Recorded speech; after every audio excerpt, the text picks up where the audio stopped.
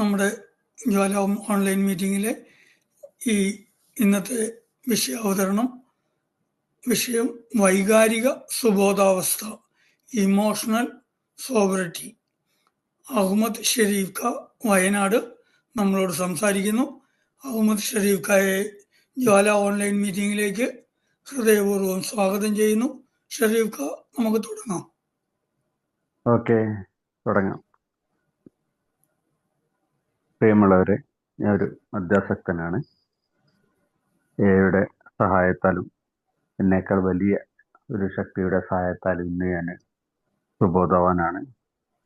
Alcoholics anonymous എന്ന പ്രോഗ്രാമിലൂടെ 24 വർഷവും 5 മാസവുമായിട്ട് ജീവിച്ചു പോകുന്നു. എൻ്റെ പേര് അഹമ്മദ് ഷെരീഫ്. ഹായ് ഷെരീഫ് ഖാ.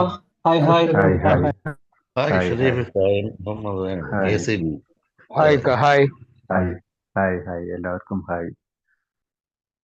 സുഖമായിരിക്കും. നിങ്ങൾക്കും സുഖം തന്നെ എന്ന് വിശ്വസിക്കുന്നു.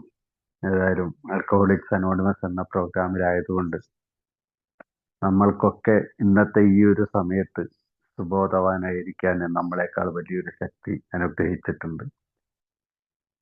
ജീവിതകാലം മുഴുവൻ നമ്മളോടൊപ്പമുള്ള ഈ ഒരു രോഗത്തിൽ നിന്ന് ഓരോ ദിവസമായിട്ട്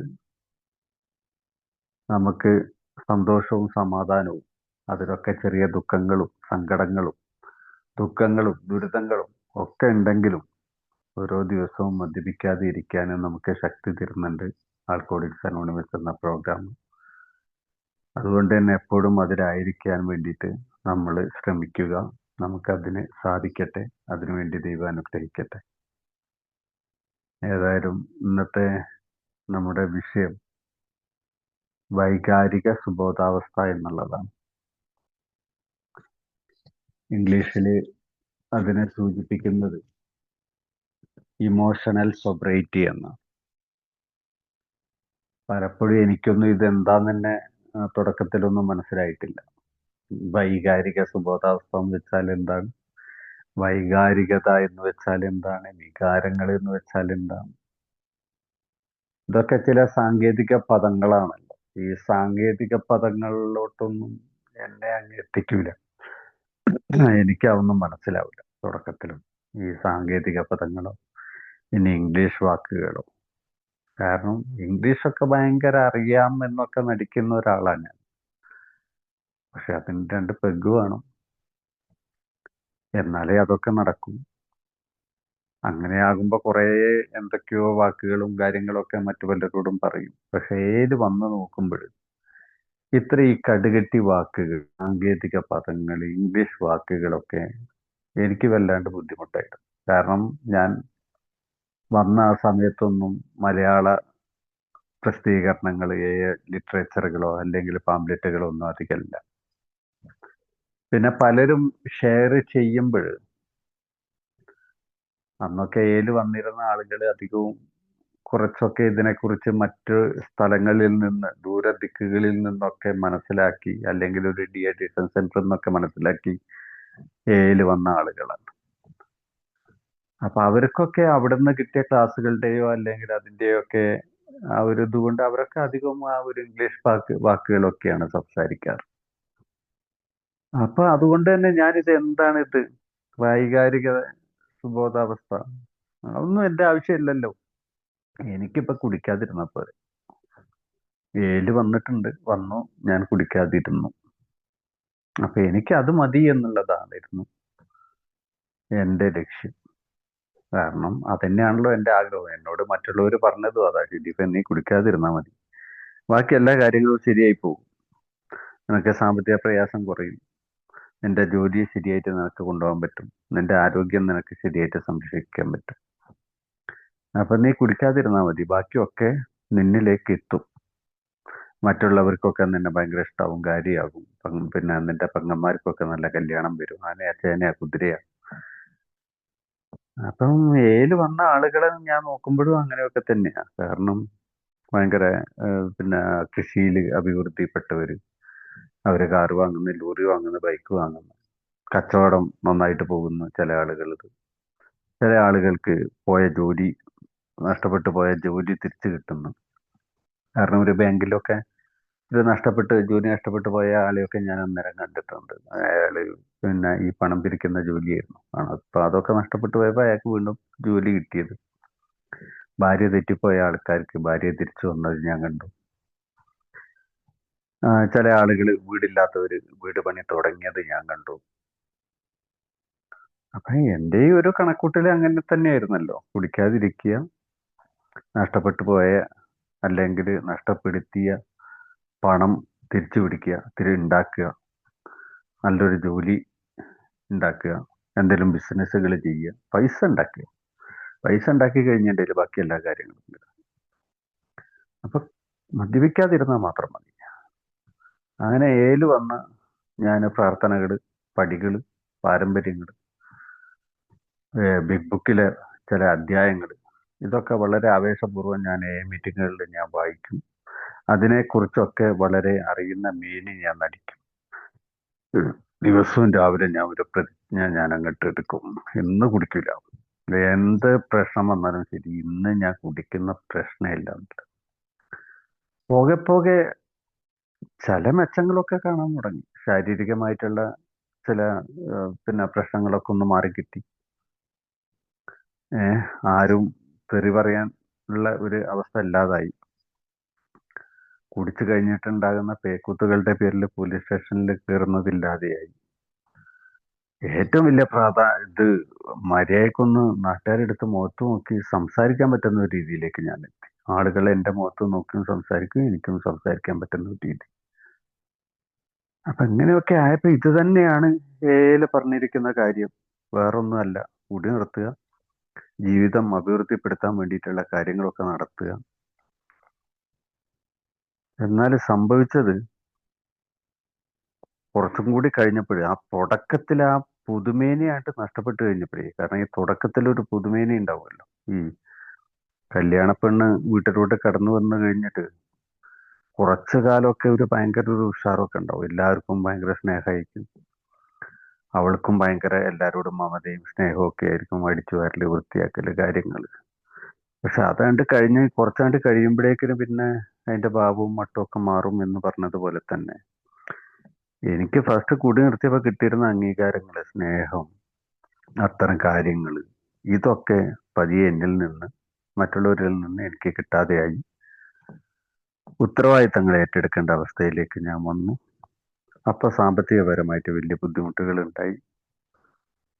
അന്നേരം ഒരു ബിസിനസ് തുടങ്ങി. ആ ബിസിനസ് അങ്ങ് പൊട്ടി. കുറെ നഷ്ടങ്ങൾ എന്നിൽ സംഭവിച്ചു. ഉണ്ടായിരുന്ന ജോലി എനിക്ക് നഷ്ടപ്പെട്ടു. ഇങ്ങനെയൊക്കെയുള്ള കുറേയേറെ കാര്യങ്ങൾ. അതോട് കൂടിയിട്ട് ഞാൻ ആകെ എൻ്റെ നിയന്ത്രണം അങ്ങ് നഷ്ടപ്പെട്ടു. അന്നേരമാണ് ഞാൻ മനസ്സിലാക്കുന്നത്, എന്നെ കുടിയിലേക്ക് എത്തിച്ചിരുന്ന ചില കാര്യങ്ങൾ, ഇത്തരം ചില കാര്യങ്ങളൊക്കെ തന്നെ എന്നെ കുടിയിലേക്ക് എത്തിച്ചേരുന്നത്. എനിക്ക് ജോലി നഷ്ടപ്പെട്ടപ്പോഴും എൻ്റെ ബിസിനസ് തകർന്നപ്പോഴൊക്കെ കുടിക്കാനുണ്ടായിരുന്ന വല്ലാത്തൊരു ഇത്. പക്ഷെ കുടിക്കാൻ പറ്റാത്തൊരവസ്ഥയും. ഇത്രയ്ക്ക് കാലം കൂടെ സഞ്ചരിച്ചിട്ട് എങ്ങനെയാ കുടിക്കുക? കുടിച്ചാലോ അതിൻ്റെ മുമ്പ് എനിക്ക് സംഭവിച്ചൊരു റിലാപ്സ് എനിക്ക് ഓർമ്മയും വരുന്നുണ്ട്. കുടിച്ചാൽ അതേ അവസ്ഥയിലേക്ക് ഞാൻ എത്തും. പക്ഷെ ഇതിനെയൊക്കെ ഒന്ന് തരണം ചെയ്യാൻ എന്താണ് ചെയ്യുക എന്ന് ആലോചിച്ചിട്ട് വീട്ടിലാണെങ്കിൽ വലിയ പ്രശ്നങ്ങൾ ഞാൻ സൃഷ്ടിക്കാൻ തുടങ്ങി. ആർക്കും എന്നോട് സംസാരിക്കാൻ വരാൻ പേടി. എനിക്ക് ഭക്ഷണം വേണ്ടാത്ത അവസ്ഥ, ഉറക്കമില്ലാത്ത അവസ്ഥ, എങ്ങനെ ജീവിതത്തെ മുന്നോട്ട് കൊണ്ടുപോകും എന്നുള്ളൊരു പേടിയും എല്ലാം കൂടി ആയി. ഇപ്പോഴാണ് ഞാൻ മനസ്സിലാക്കിയത്, എൻ്റെ ഒരു സീനിയർ ആയിട്ടുള്ള ഒരു മെമ്പറെ ഞാൻ വിളിച്ച കാര്യങ്ങൾ. എനിക്ക് സ്പോൺസർ ഒന്നുമില്ല ആ സമയത്ത്. കാരണം സ്പോൺസറിറ്റി ഒന്നും ആവശ്യമില്ല എന്ന് കണക്കൂട്ടിയാളാണ് ഞാൻ. പടികളൊന്നും പ്രാക്ടീസ് ചെയ്യാൻ ഞാൻ പോകുന്നില്ല. കാരണം പടികളൊക്കെ പ്രാക്ടീസ് ചെയ്ത് അത്ര വലിയ പുണ്യവാളനൊന്നും ആകണ്ട. എനിക്ക് കുടി നിർത്തിയാൽ പോരെ. പിന്നെന്തിനാ സ്പോൺസർ? അതിൻ്റെ ഒന്നും ആവശ്യമില്ല. സ്പോൺസർ ഉണ്ടായിട്ടാ എല്ലാ ആൾക്കാരും ഇപ്പൊ കുടിക്കാതെ മുന്നോട്ട് പോകുന്നത്. അതുപോലെയൊക്കെ ഞാനും മുന്നോട്ട് പോകും. എന്നാലും ആ ഒരു സമയത്ത് എനിക്കൊരു സീനിയർ ആയിട്ടുള്ള ഒരാളുടെ അടുത്ത് എനിക്ക് എൻ്റെ ഈ പ്രശ്നത്തെ കുറിച്ചൊന്ന് സംസാരിക്കാൻ എനിക്കൊരു ധൈര്യം വന്നു. അദ്ദേഹം എന്നോട് പറഞ്ഞൊരു കാര്യം എനിക്ക് വളരെ പെട്ടെന്ന് ക്യാച്ച് ചെയ്തു. അദ്ദേഹം എന്നോട് പറഞ്ഞത്, ഇതേ ഒരു അവസ്ഥ ജീവിതത്തിൽ ഉണ്ടായപ്പോഴാണ് നമ്മൾ ഓരോരുത്തരും കുടിയിലേക്ക് പോയത്. അഥവാ ആളുകളോടും സാഹചര്യങ്ങളോടുമുള്ള ആശ്രിതത്വം എന്നാണ് അദ്ദേഹം പറഞ്ഞത്. പെട്ടെന്ന് എനിക്ക് മനസ്സിലായിട്ടില്ലെങ്കിലും അതിൻ്റെ കുറച്ച് കാര്യങ്ങൾ അദ്ദേഹം എനിക്ക് പറഞ്ഞു. അഥവാ നമുക്കൊരു സന്തോഷം ഉണ്ടാകണമെങ്കിൽ, നമുക്കൊരു സമാധാനം ഉണ്ടാകണം, നമ്മൾ ആളുകളെ ആശ്രയിക്കുന്നു. അവർ നമ്മുടെ സന്തോഷത്തിനോ സമാധാനത്തിനോ എന്തെങ്കിലും കോട്ടങ്ങൾ വരുത്തിയാൽ നമ്മൾ അസ്വസ്ഥരാകും.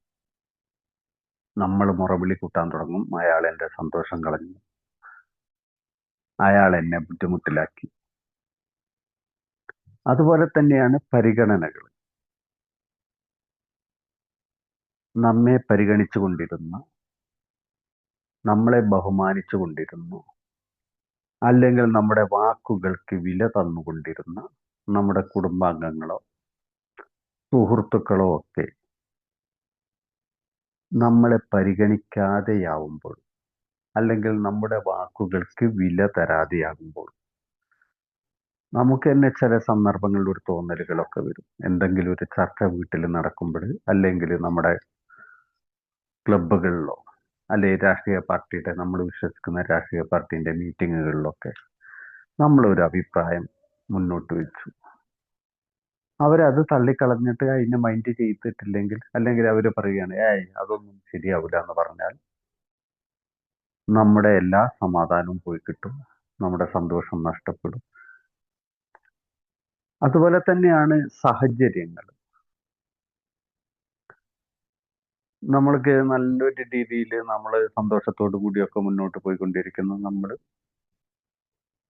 പെട്ടെന്നൊന്ന് സാഹചര്യം മോശമാകും, ഒരു സാമ്പത്തികപരമായിട്ടുള്ള വലിയൊരു ബാധ്യത വരുന്നു, അല്ലെങ്കിൽ നമുക്കൊരു അസുഖം, നമുക്കോ നമ്മുടെ കുടുംബാംഗങ്ങൾക്കോ ആർക്കെങ്കിലും ഒരു അസുഖം വരുന്നു എന്നിരിക്കട്ടെ, ഇല്ലെങ്കിൽ നമ്മൾക്ക് വേണ്ടപ്പെട്ട ആരെങ്കിലും ഒരാൾ മരണപ്പെട്ടു പോകും,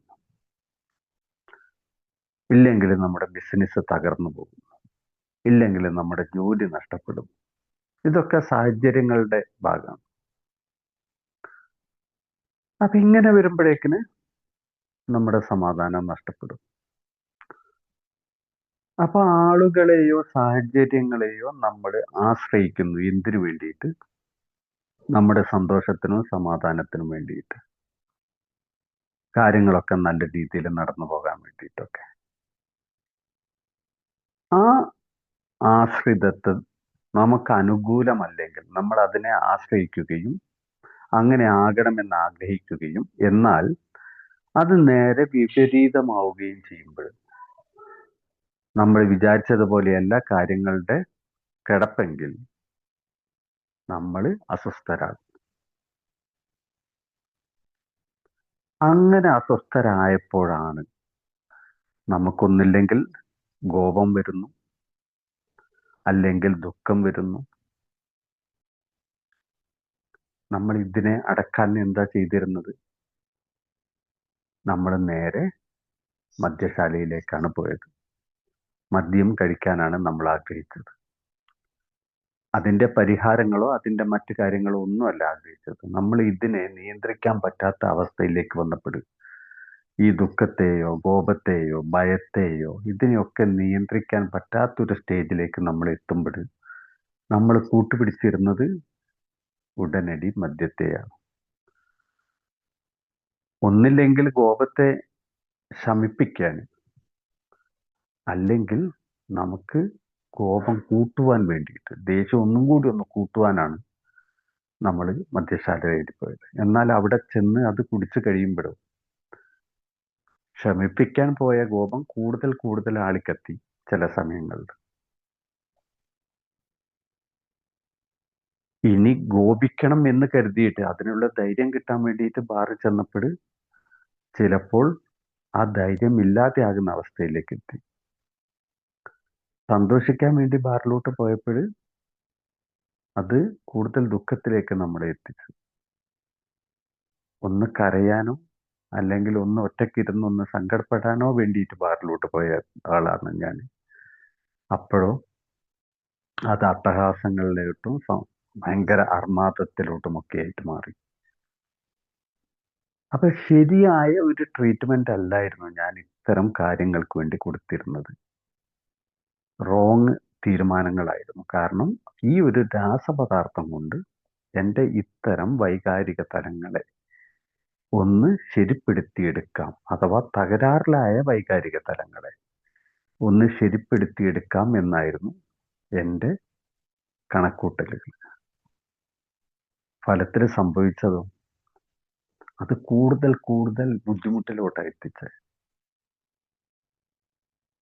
ഒരു സ്വാഭാവികമായ രീതിയിൽ എനിക്ക് കോപത്തെ അടക്കി നിർത്താനോ ദുഃഖത്തെ അടക്കി നിർത്താനോ എൻ്റെ അപകർഷതാബോധം ഇല്ലാതെയാക്കാനോ എൻ്റെ സ്വയം സഹതാപത്തിൽ നിന്ന് എനിക്ക് രക്ഷപ്പെടാനോ അത്തരം ഒരു കാര്യത്തിന് സ്വാഭാവികമായിട്ട് എനിക്ക് ചെയ്യാൻ വേണ്ടി സാധിച്ചില്ല. അതെല്ലാം ഇത്തരം ഈ ഒരു രാസപദാർത്ഥത്തെ കൂട്ടുപിടിച്ചുകൊണ്ട്, മദ്യത്തെയോ അല്ലെങ്കിൽ മയക്കുമരുന്നിനെയോ കൂട്ടുപിടിച്ചുകൊണ്ടാണ് ഞാൻ അത് പരിഹരിക്കാൻ വേണ്ടി ശ്രമിച്ചത്. അപ്പൊ ഏല് വന്നു കഴിഞ്ഞ് ഞാൻ കുടിയിൽ നിന്ന് മാത്രം വിട്ടു നിന്നപ്പോൾ എനിക്ക് ഇത്തരം പ്രശ്നങ്ങൾ വന്നപ്പോൾ എനിക്ക് സ്വാഭാവികമായി ഇതിനെ എങ്ങനെ നിയന്ത്രിക്കാൻ പറ്റും എന്നുള്ളൊരു പ്രാക്ടീസ് ഇല്ലാത്തത് കൊണ്ട്, അല്ലെങ്കിൽ ഞാൻ അതിന് ശ്രമിക്കാൻ എനിക്ക് സാധിക്കാത്തത് കൊണ്ട് അത് കൂടുതൽ പ്രശ്നത്തിലോട്ട് അങ്ങ് എത്തി. കാരണം മറ്റേതാണെങ്കിൽ ബാറിൽ പോയി കഴിഞ്ഞിട്ട് ആ കോപത്തെയോ ദുഃഖത്തെയോ സങ്കടത്തെയോ ഒക്കെ കളയേ അല്ലെങ്കിൽ പ്രകടിപ്പിക്കുകയോ ചെയ്യുമായിരുന്നു. ഇവിടെ ഞാനിത് പ്രകടിപ്പിക്കുന്നത് എൻ്റെ കുടുംബത്തോടും എൻ്റെ സുഹൃത്തുക്കളോടും എൻ്റെ സഹപ്രവർത്തകരോടും ഒക്കെയാണ്. അപ്പൊ അത് അവരുമായിട്ടുള്ള ബന്ധത്തിൽ വലിയ വിള്ളലുകൾ ഉണ്ടാക്കി. എൻ്റെ വീട്ടിലുള്ളവർ എന്നോട് സംസാരിക്കാതെയായി, എൻ്റെ സുഹൃത്തുക്കൾ എന്നോട് സംസാരിക്കാതെയായി, എന്നെ മാറ്റി നിർത്താൻ വേണ്ടി തുടങ്ങി. എൻ്റെ ജോലി സ്ഥലത്തുള്ളവർ എന്നെ മാറ്റി നിർത്താനോ എന്നോട് സഹകരിക്കാനോ തയ്യാറാകാതെയായി. അപ്പോഴെന്താ സംഭവിക്കുന്നത്? ഇതിനേക്കാൾ ഭീകരമായിട്ട്, കാരണം അവഗണന എന്ന് പറയുന്ന ആ ഒരു കാര്യം കൂടി അവരിൽ നിന്ന് എനിക്ക് ഏൽക്കേണ്ടി വരുന്നു. അപ്പൊ അതെന്നെ കൂടുതൽ മുറിപ്പെടുത്തുക ചെയ്യുന്നത്. ഇതിനെ കാരണം അവരോട് എനിക്ക് ദേഷ്യമല്ല, അതിനേക്കാളൊക്കെ കൂടുതലുള്ള ചില കാര്യങ്ങൾ എന്നിലേക്ക് കടന്നു വരും. അപ്പോ ഒരു മദ്യാസക്തന് ഒരു ശാരീരികമായിട്ടുള്ള സുബോധാവസ്ഥ, അഥവാ ശാരീരിക സുബോധാവസ്ഥ എന്ന് വെച്ചാൽ നമ്മൾ മദ്യം കഴിക്കുന്നില്ല എന്നുള്ള ആ സുബോധാവസ്ഥ മാത്രം മതിയോ? പോരാ എന്നുള്ളത് എനിക്ക് മനസ്സിലായിട്ടുണ്ട് എൻ്റെ ജീവിതം കൊണ്ട്. മറ്റാരെയും ജീവിതം എടുത്തിട്ടല്ല, എൻ്റെ മാത്രം ജീവിതം ഞാനൊന്ന് തികഞ്ഞു നോക്കിയപ്പോൾ എന്നോട് ആ സീനിയറായിട്ടുള്ള മെമ്പർ പറഞ്ഞപ്പോൾ എനിക്ക് മനസ്സിലായിട്ടുണ്ട്, എനിക്ക് എൻ്റെ വൈകാരിക തലത്തിൽ കൂടി ഒരു സുബോധാവസ്ഥ ഉണ്ടാകേണ്ടിയിരിക്കുന്നുണ്ട്. ഈ വൈകാരിക സുബോധാവസ്ഥ നഷ്ടപ്പെട്ടപ്പോഴാണ് ഞാൻ പലപ്പോഴും കുടിയുടെ സമയത്ത് ഞാൻ കുടിക്കാൻ വേണ്ടി പോയത്. അപ്പൊ ഇത് രണ്ടും ആശ്രയിച്ചിരിക്കുന്നുണ്ട്, ഒന്നിനെ ആശ്രയിച്ചിരിക്കുന്നുണ്ട്. ശാരീരിക സുബോധാവസ്ഥ നഷ്ടപ്പെട്ടാൽ എൻ്റെ വൈകാരിക സുബോധാവസ്ഥ നഷ്ടപ്പെടും. ഇനി എൻ്റെ വൈകാരിക സുബോധാവസ്ഥ നഷ്ടപ്പെട്ടാലോ എൻ്റെ ശാരീരിക സുബോധാവസ്ഥ നഷ്ടപ്പെടും. അപ്പൊ ശാരീരിക സുബോധാവസ്ഥ മാത്രം മതി എന്ന് കരുതി ഞാൻ മുന്നോട്ട് പോവുകയാണെങ്കിൽ എൻ്റെ വൈകാരിക സുബോധാവസ്ഥ നഷ്ടപ്പെടുകയും ചെയ്യും. അത് ആ തുടക്കത്തിൽ എന്നെ ഒരു ഡ്രൈ ഡ്രിങ്ക് സ്റ്റേജിലേക്ക് എന്നെ എത്തിക്കും. അഥവാ കുടിക്കാത്ത കുടിയൻ്റെതായിട്ടുള്ള എല്ലാ സ്വഭാവവും കാണിച്ചുകൊണ്ടുള്ള ഒരു ജീവിതത്തിലേക്ക് ഞാൻ എത്തിപ്പെടും. താമസിയാതെ ഞാൻ ആ ഒരു ശാരീരിക സുബോധാവസ്ഥ നഷ്ടപ്പെടുത്തിക്കൊണ്ട് ഒരു പെക്കിലോട്ട് തുടക്കം ഞാൻ കുറിക്കും. ഇത് പലപ്പോഴും സംഭവിച്ചിട്ടുണ്ട്, പലപ്പോഴും സംഭവിച്ചിട്ടുണ്ട്. ഞാൻ നിർത്താത്ത ആളൊന്നല്ല. ഞാൻ നിർത്തിയിട്ടുണ്ട്, 2 മാസം നിർത്തിയിട്ടുണ്ട്, 1 മാസം നിർത്തിയിട്ടുണ്ട്, 6 മാസം നിർത്തിയിട്ടുണ്ട്, 9 മാസം നിർത്തിയിട്ടുണ്ട്, 11 മാസം ഞാൻ നിർത്തിയിട്ടുണ്ട്. പിന്നത്തെ കുടിയൊക്കെ പല കാരണങ്ങൾ ഞാൻ മറ്റുള്ളവരെ ഇത് പറഞ്ഞിട്ടുണ്ടെങ്കിലും പിന്നീട് എനിക്ക് മനസ്സിലായിട്ടുണ്ട്, എൻ്റെ വൈകാരിക സുബോധാവസ്ഥ നഷ്ടപ്പെട്ടപ്പോൾ എനിക്ക് അതിനെ നിയന്ത്രിക്കാൻ പറ്റാത്ത അവസ്ഥയിലേക്ക് എത്തിയപ്പെടുക. ഞാൻ അതിന് പരിഹാരമായി കണ്ടത് ഒരു ചാരായ ഷാപ്പിനെയോ ബാറിനെയോ അല്ലെങ്കിൽ കുറച്ച് മയക്കുമരുന്നിനെയോ ആണ്. അപ്പൊ ഇനി അത് ഉണ്ടാകാതിരിക്കണമെങ്കിൽ ഇത് ഞാൻ ശരിക്കും മനസ്സിലാക്കണം. എന്താണ് എൻ്റെ വൈകാരിക സുബോധാവസ്ഥ? എനിക്കത് എപ്പോഴൊക്കെയാണ് നഷ്ടപ്പെടുന്നത്? അത് നഷ്ടപ്പെടാതിരിക്കാൻ എന്ത് ചെയ്യണം? എനിക്ക് മനസ്സിലായ ചില കാര്യങ്ങളുണ്ട്. ഈ വൈകാരിക തലങ്ങൾ എന്നാൽ അതിനെ നമ്മളൊക്കെ പറയും ദേഷ്യം, ദുഃഖം, സന്തോഷം, അഭിമാനം, നന്ദി, നിരാശായക, ഇങ്ങനെ കുറേ കാര്യങ്ങൾ വൈകാരിക തലത്തിലുണ്ട്. ഏറ്റവും നമുക്കൊന്ന് അതിനെ ഒന്നും കൂടി പിന്നെ ലഘൂകരിച്ചൊക്കെ പറയുകയാണെങ്കിൽ, മനസ്സിലാക്കാവുന്ന രീതിയിൽ നമുക്ക് പറയുകയാണെങ്കിൽ, ഈ സന്തോഷ വികാരങ്ങൾ എന്ന് പറയുന്ന കുറച്ച് വികാരങ്ങളുണ്ട്. അഥവാ അത് സന്തോഷത്തിലാണ്, അതിൽ എപ്പോഴും ഒരു സന്തോഷം നിലനിൽക്കും. അതൊന്ന് സന്തോഷം തന്നെയാണ്. നമുക്കൊക്കെ ഉണ്ടാകുന്ന ഒരു സന്തോഷാവസ്ഥ നമുക്കുണ്ടെങ്കിൽ ഉണ്ടാകും. അതുപോലെ തന്നെ സ്നേഹം ഉണ്ടാകും. എല്ലാവരോടും ഒരു സ്നേഹം നമുക്ക് ഉണ്ടെങ്കിൽ അതിലൊരു സന്തോഷവും കൂടി ഉണ്ടാകും. ഒരു അഭിമാനം, നമുക്ക് നമ്മളോട് തന്നെ ഒരു അഭിമാനം ഇങ്ങനെ തോന്നുന്ന ആളാണെങ്കിൽ അത് സന്തോഷം ഉണ്ടെങ്കിൽ നമുക്ക് ആ ഒരു അഭിമാനം ഉണ്ടാകും. നമുക്ക് നമ്മളോട് തന്നെ ഒരു അഭിമാനം ഉണ്ടാകുന്നത്. നമുക്ക് നന്ദി പ്രകടിപ്പിക്കാൻ പറ്റുന്നുണ്ടെങ്കിൽ, നന്ദിയുള്ള ആളായിട്ട് നമുക്ക് ജീവിക്കുന്നുണ്ടെങ്കിൽ അതിനൊക്കെ ഒരു സന്തോഷമുണ്ട്. അപ്പൊ ഇതൊക്കെ ഒരു സന്തോഷമുള്ള ഒരു വികാരത്തിന്റെ പാർട്ടുകളാണ്.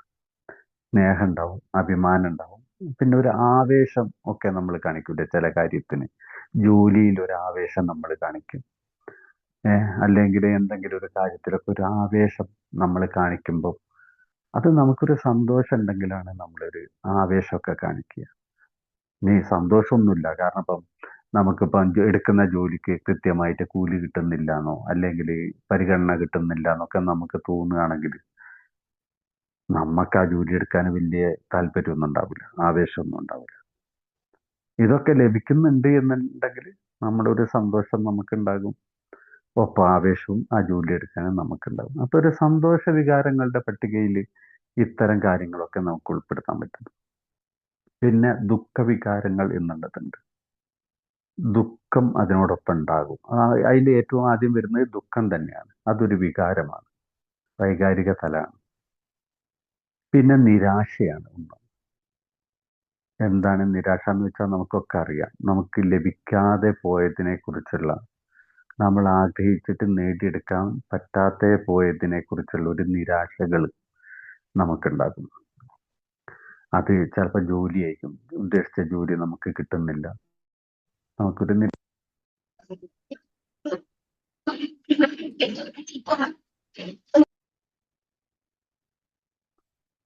സോറി, ഒരു കോൾ വന്നാണ്. അപ്പം നമുക്കൊരു ഉദ്ദേശിച്ച ഒരു ജീവിത പങ്കാളിയെ നമുക്ക് ലഭിച്ചില്ല, നമുക്കൊരു നിരാശ തോന്നും.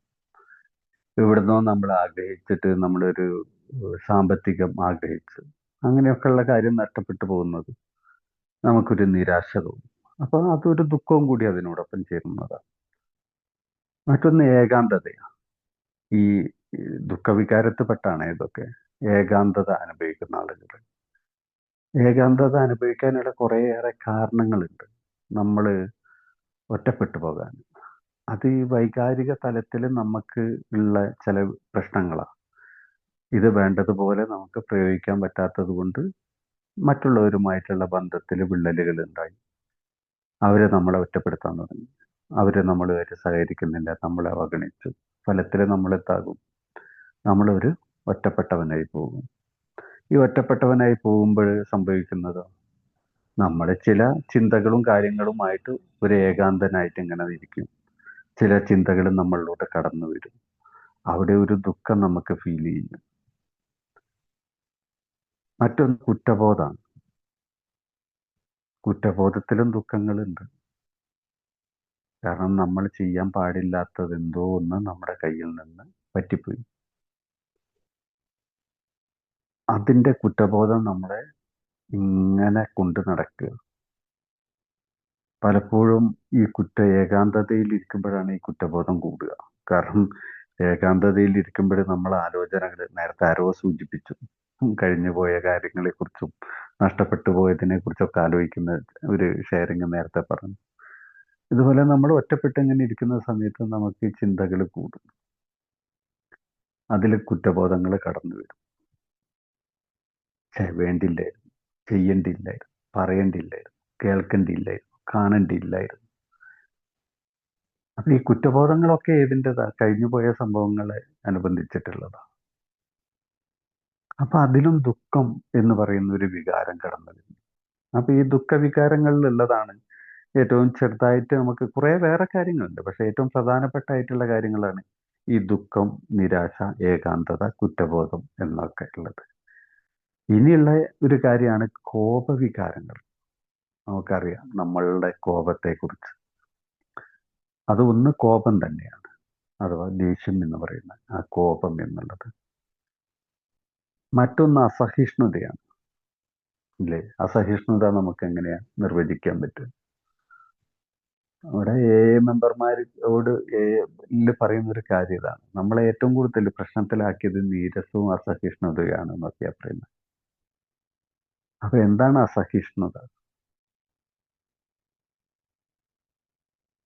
നമ്മുടെ നിലപാടുകളാണ് ശരി, മറ്റുള്ളവരുടേത് ശരിയല്ല. അത് മതത്തിന്റെ കാര്യത്തിലായിക്കൊള്ളട്ടെ, രാഷ്ട്രീയത്തിന്റെ കാര്യത്തിലായിക്കൊള്ളട്ടെ, ഈ അങ്ങനെയുള്ള ഏത് കാര്യത്തിലും നമ്മളുടെ നിലപാടിനോട് നേരെ വ്യത്യസ്ത നിലപാടുകൾ സ്വീകരിക്കുന്ന ആളുകളോട്, അവരുടെ നിലപാടുകളോട്, അവരുടെ നിയമങ്ങളോട് നമുക്ക് തോന്നുന്ന ഒരു വികാരമാണ് അസഹിഷ്ണുത. അതിനെ നമുക്ക് സഹിക്കാൻ പറ്റില്ല, അതിനെ നമുക്ക് ഉൾക്കൊള്ളാൻ പറ്റില്ല, അതിനെ നമ്മൾ എപ്പോഴും വിമർശിക്കും. അത് രാഷ്ട്രീയത്തിലൊക്കെ നമുക്ക് പലപ്പോഴും കാണാം. നമ്മളൊക്കെ അതിന് ആളുകളാണ്. നമ്മുടെ എതിർ പാർട്ടിക്കാർ നമ്മെ പരിഹസിക്കുമ്പോഴും, എതിർ മതവിഭാഗത്തിൽപ്പെട്ടവർ ഇപ്പോഴും കൂടി വരുന്നുണ്ടെങ്കിൽ, അത് നമ്മളുടെ മതത്തെ അവർ എതിർക്കുന്നുണ്ടെങ്കിൽ ഒക്കെ നമ്മൾ വല്ലാതെ അസഹിഷ്ണുത കാണിക്കുന്നവരോ, നമുക്ക് സഹിക്കാൻ പറ്റൂല. സഹിഷ്ണുത എന്ന പദത്തിന്റെ നേരെ വിപരീതമാണ് അസഹിഷ്ണുത. അപ്പൊ ഇതിലൊരു ദേഷ്യം നമുക്ക് കടന്നു വരും. അസഹിഷ്ണുത ഉള്ള ആളുകൾക്ക് ഒരു ദേഷ്യം കടന്നു വരും. അപ്പൊ ഇതാണ് കോപവികാരങ്ങളുടെ ആ ഒരു ഇതിൽ വരുമ്പോഴുള്ള കോപം, അസഹിഷ്ണുത, ഇനി നീരസം, ഇത്തരം കാര്യങ്ങളൊക്കെ അതിൽപ്പെട്ടതാണ്. ഇനി ഭയവികാരങ്ങളുണ്ട്. അതിൽപ്പെട്ടത് ഒന്ന് പേടി തന്നെയാണ്, ഭയം തന്നെയാണ്. മറ്റൊന്നൊരു ആശങ്ക എന്നൊക്കെ നമ്മൾ പറയും. ആശങ്ക എന്താണ്? നമുക്ക് ഒരു ആശങ്ക അങ്ങനെ കടന്നു, നടക്കുമോ നടക്കില്ലേ, വരുമോ വരില്ലേ, ഇങ്ങനെയൊക്കെയുള്ള ഒരു ആശങ്കകളില്ലേ? നമ്മൾ എന്തെങ്കിലും ഒരു കാര്യങ്ങൾ ചെയ്ത് അത് നടക്കുമോ നടക്കൂലേ എന്നൊക്കെ ഉള്ള ഒരു ആശങ്ക നമുക്കുണ്ടാകും. അതിലൊരു പേടി ഉണ്ടാവില്ലേ നമുക്ക്? നടക്കൂലേ എന്നുള്ളൊരു തോന്നലുണ്ടാകുമ്പോൾ നമുക്കൊരു ഭയം വരും. മറ്റൊന്ന് ഉത്കണ്ഠയാണ്. ഉത്കണ്ഠയും പേടിയുടെ ഭാഗമായിട്ടുള്ള പാർട്ടായിട്ട് വരുന്ന കാര്യമാണ്. എന്തെങ്കിലും സംഭവിക്കുമോ, ഇല്ലേ? വല്ലാത്തൊരു ഉത്കണ്ഠ, ആൻസൈറ്റി എന്നൊക്കെ അതിന് ഇംഗ്ലീഷിൽ പറയും. മദ്യാസക്തർക്ക് എപ്പോഴും ഉണ്ടാകുന്ന ഒരു പ്രശ്നമാണ് ആൻസൈറ്റി. എന്തോ സംഭവിക്കും, എങ്ങനെ ജീവിതം മുന്നോട്ട് പോകുന്നുള്ളൊരു ഉത്കണ്ഠ ഉണ്ടാകും. അപ്പൊ ഇങ്ങനെയുള്ള കുറേ വൈകാരിക തലങ്ങളിൽ ഒരു മനുഷ്യനുണ്ട്. ഇതൊക്കെ ആവശ്യമില്ലാത്തതാണോ? ഇതൊക്കെ സ്വാഭാവികമായിട്ടൊരു മനുഷ്യന് ആവശ്യമുള്ള കാര്യങ്ങൾ തന്നെയാണ്. എന്നാൽ ആവശ്യമുള്ള കാര്യവുമായിട്ട് പിന്നെന്താ പ്രശ്നം? ഇല്ലേ? നമുക്കിത് ആവശ്യമുള്ള കാര്യമാണെങ്കിൽ ഇതിനെ നമുക്ക് ഒഴിവാക്കാൻ പറ്റാത്ത കാര്യമില്ല. ആവശ്യമുള്ള കാര്യമാണെങ്കിൽ ഇതിനെ നമുക്ക് ഒഴിവാക്കാൻ പറ്റില്ല. പിന്നെ എങ്ങനെയാണ് നമുക്ക് ഇതിൽ നിന്ന് മോചിതനാകാൻ സാധിക്കുക? ഇനി ഒഴിവാക്കാൻ പറ്റുന്നതാണോ? നമുക്കൊന്ന് നോക്കി നോക്കാം. നമുക്ക് സന്തോഷ വികാരത്തിൽപ്പെട്ടതല്ലേ സന്തോഷം? ഈ സന്തോഷം ദൈവം നമുക്ക് തന്നതാണ്, ഇല്ലേ? സന്തോഷത്തോട് കൂടിയിട്ടുള്ള ഒരു അവസ്ഥ ഒരു മനുഷ്യന് ഉണ്ടായിട്ടില്ലെങ്കിൽ അവർക്ക് ജീവിതം മുന്നോട്ട് കൊണ്ടുപോകാൻ വേണ്ടി സാധിക്കില്ല. ഒന്നിനും ഒരു ഉത്സാഹം ഉണ്ടാവില്ല. നമുക്ക് മറ്റുള്ളവരെ സ്നേഹിക്കാനോ അല്ലെങ്കിൽ ഈ പറയുന്നത് പോലെ നമുക്ക് നമ്മളോട് തന്നെ ഒരു അഭിമാനം തോന്നാനോ ഒന്നിനും അതിന് സാധിക്കില്ല. അപ്പൊ സന്തോഷം എന്ന് പറയുന്ന ഈ ഒരു സംഗതി മനുഷ്യന് ആവശ്യമുള്ളതാണ്. ഇനി ദുഃഖം ആവശ്യമുള്ളതല്ലേ? നമുക്ക് ദുഃഖം ഇല്ലെങ്കിലുള്ള എന്തിനാണ് നമുക്കൊരു ദുഃഖം ഉണ്ടാകേണ്ട ഒരു ആവശ്യം? നമുക്ക് ദുഃഖം തോന്നേണ്ട ആവശ്യം നമ്മളെ തന്നെ പ്രൊട്ടക്റ്റ് ചെയ്യാൻ വേണ്ടിയിട്ടാണ്. നമ്മളെ പ്രൊട്ടക്റ്റ് ചെയ്യാൻ നമുക്ക് വേണ്ടിയിട്ട് നമ്മുടെ ജനിച്ചപ്പോഴേ നമ്മളിൽ ഉണ്ടായിക്കൊണ്ടിരിക്കുന്ന ചില സംഗതികളാണ് ഈ ദുഃഖം എന്നുള്ളത്. ഈ ദുഃഖത്തിൽ പെട്ടാണ് നിരാശ,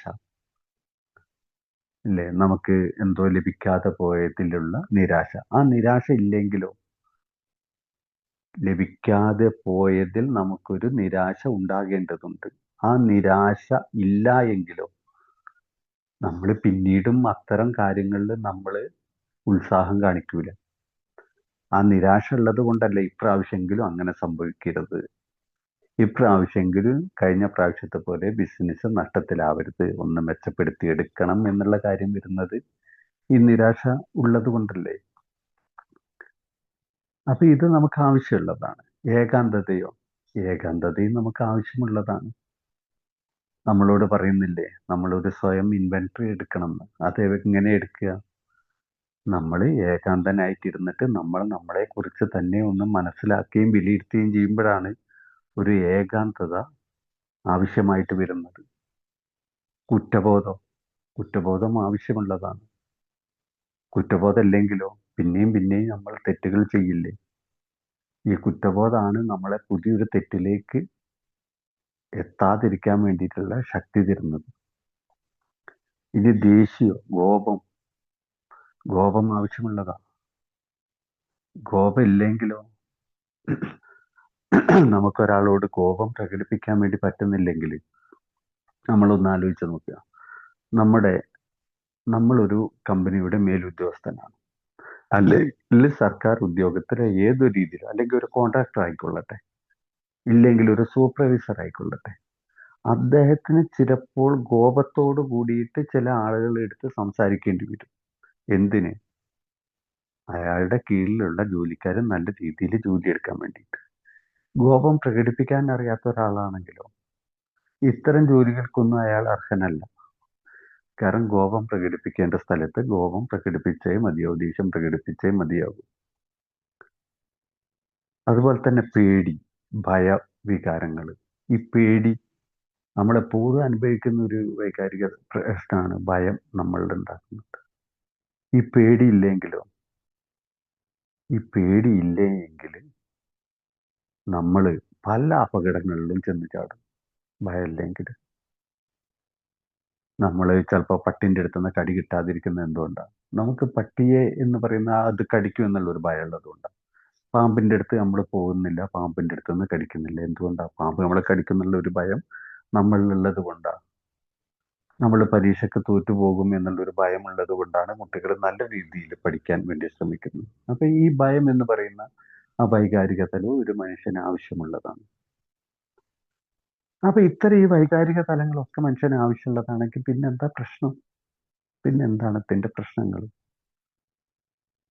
അതാണ് ഇത് നമ്മൾ മനസ്സിലാക്കേണ്ട ഒരു കാര്യം. കാരണം ഇത്തരം വൈകാരിക തലങ്ങളിലെ പ്രശ്നങ്ങളെക്കുറിച്ച് നമ്മൾ മനസ്സിലാക്കാതെ പോയാൽ നമ്മൾ വീണ്ടും നമ്മുടെ ആ വൈകാരിക സ്വബോധാവസ്ഥ നമ്മളിൽ നിന്ന് നഷ്ടപ്പെടും. ഒന്നും കൂടി ഒന്ന് നോക്കി വെക്കാം. നമുക്ക് സന്തോഷം വേണം, അത് മനുഷ്യന് ഉള്ള ഒരു സംഗതിയാണല്ലോ. ആണെങ്കിലോ എന്നാൽ ഈ സന്തോഷത്തെ വേണ്ട രീതിയിൽ കൈകാര്യം ചെയ്യാൻ പറ്റാത്ത ഒരു ആളാണ് നമ്മളെങ്കിൽ ആണ് തീർച്ചയായിട്ടുമാണ് ഒരു മദ്യാസക്തന് സന്തോഷത്തെ വേണ്ട രീതിയിൽ കൈകാര്യം ചെയ്യാൻ പറ്റൂല.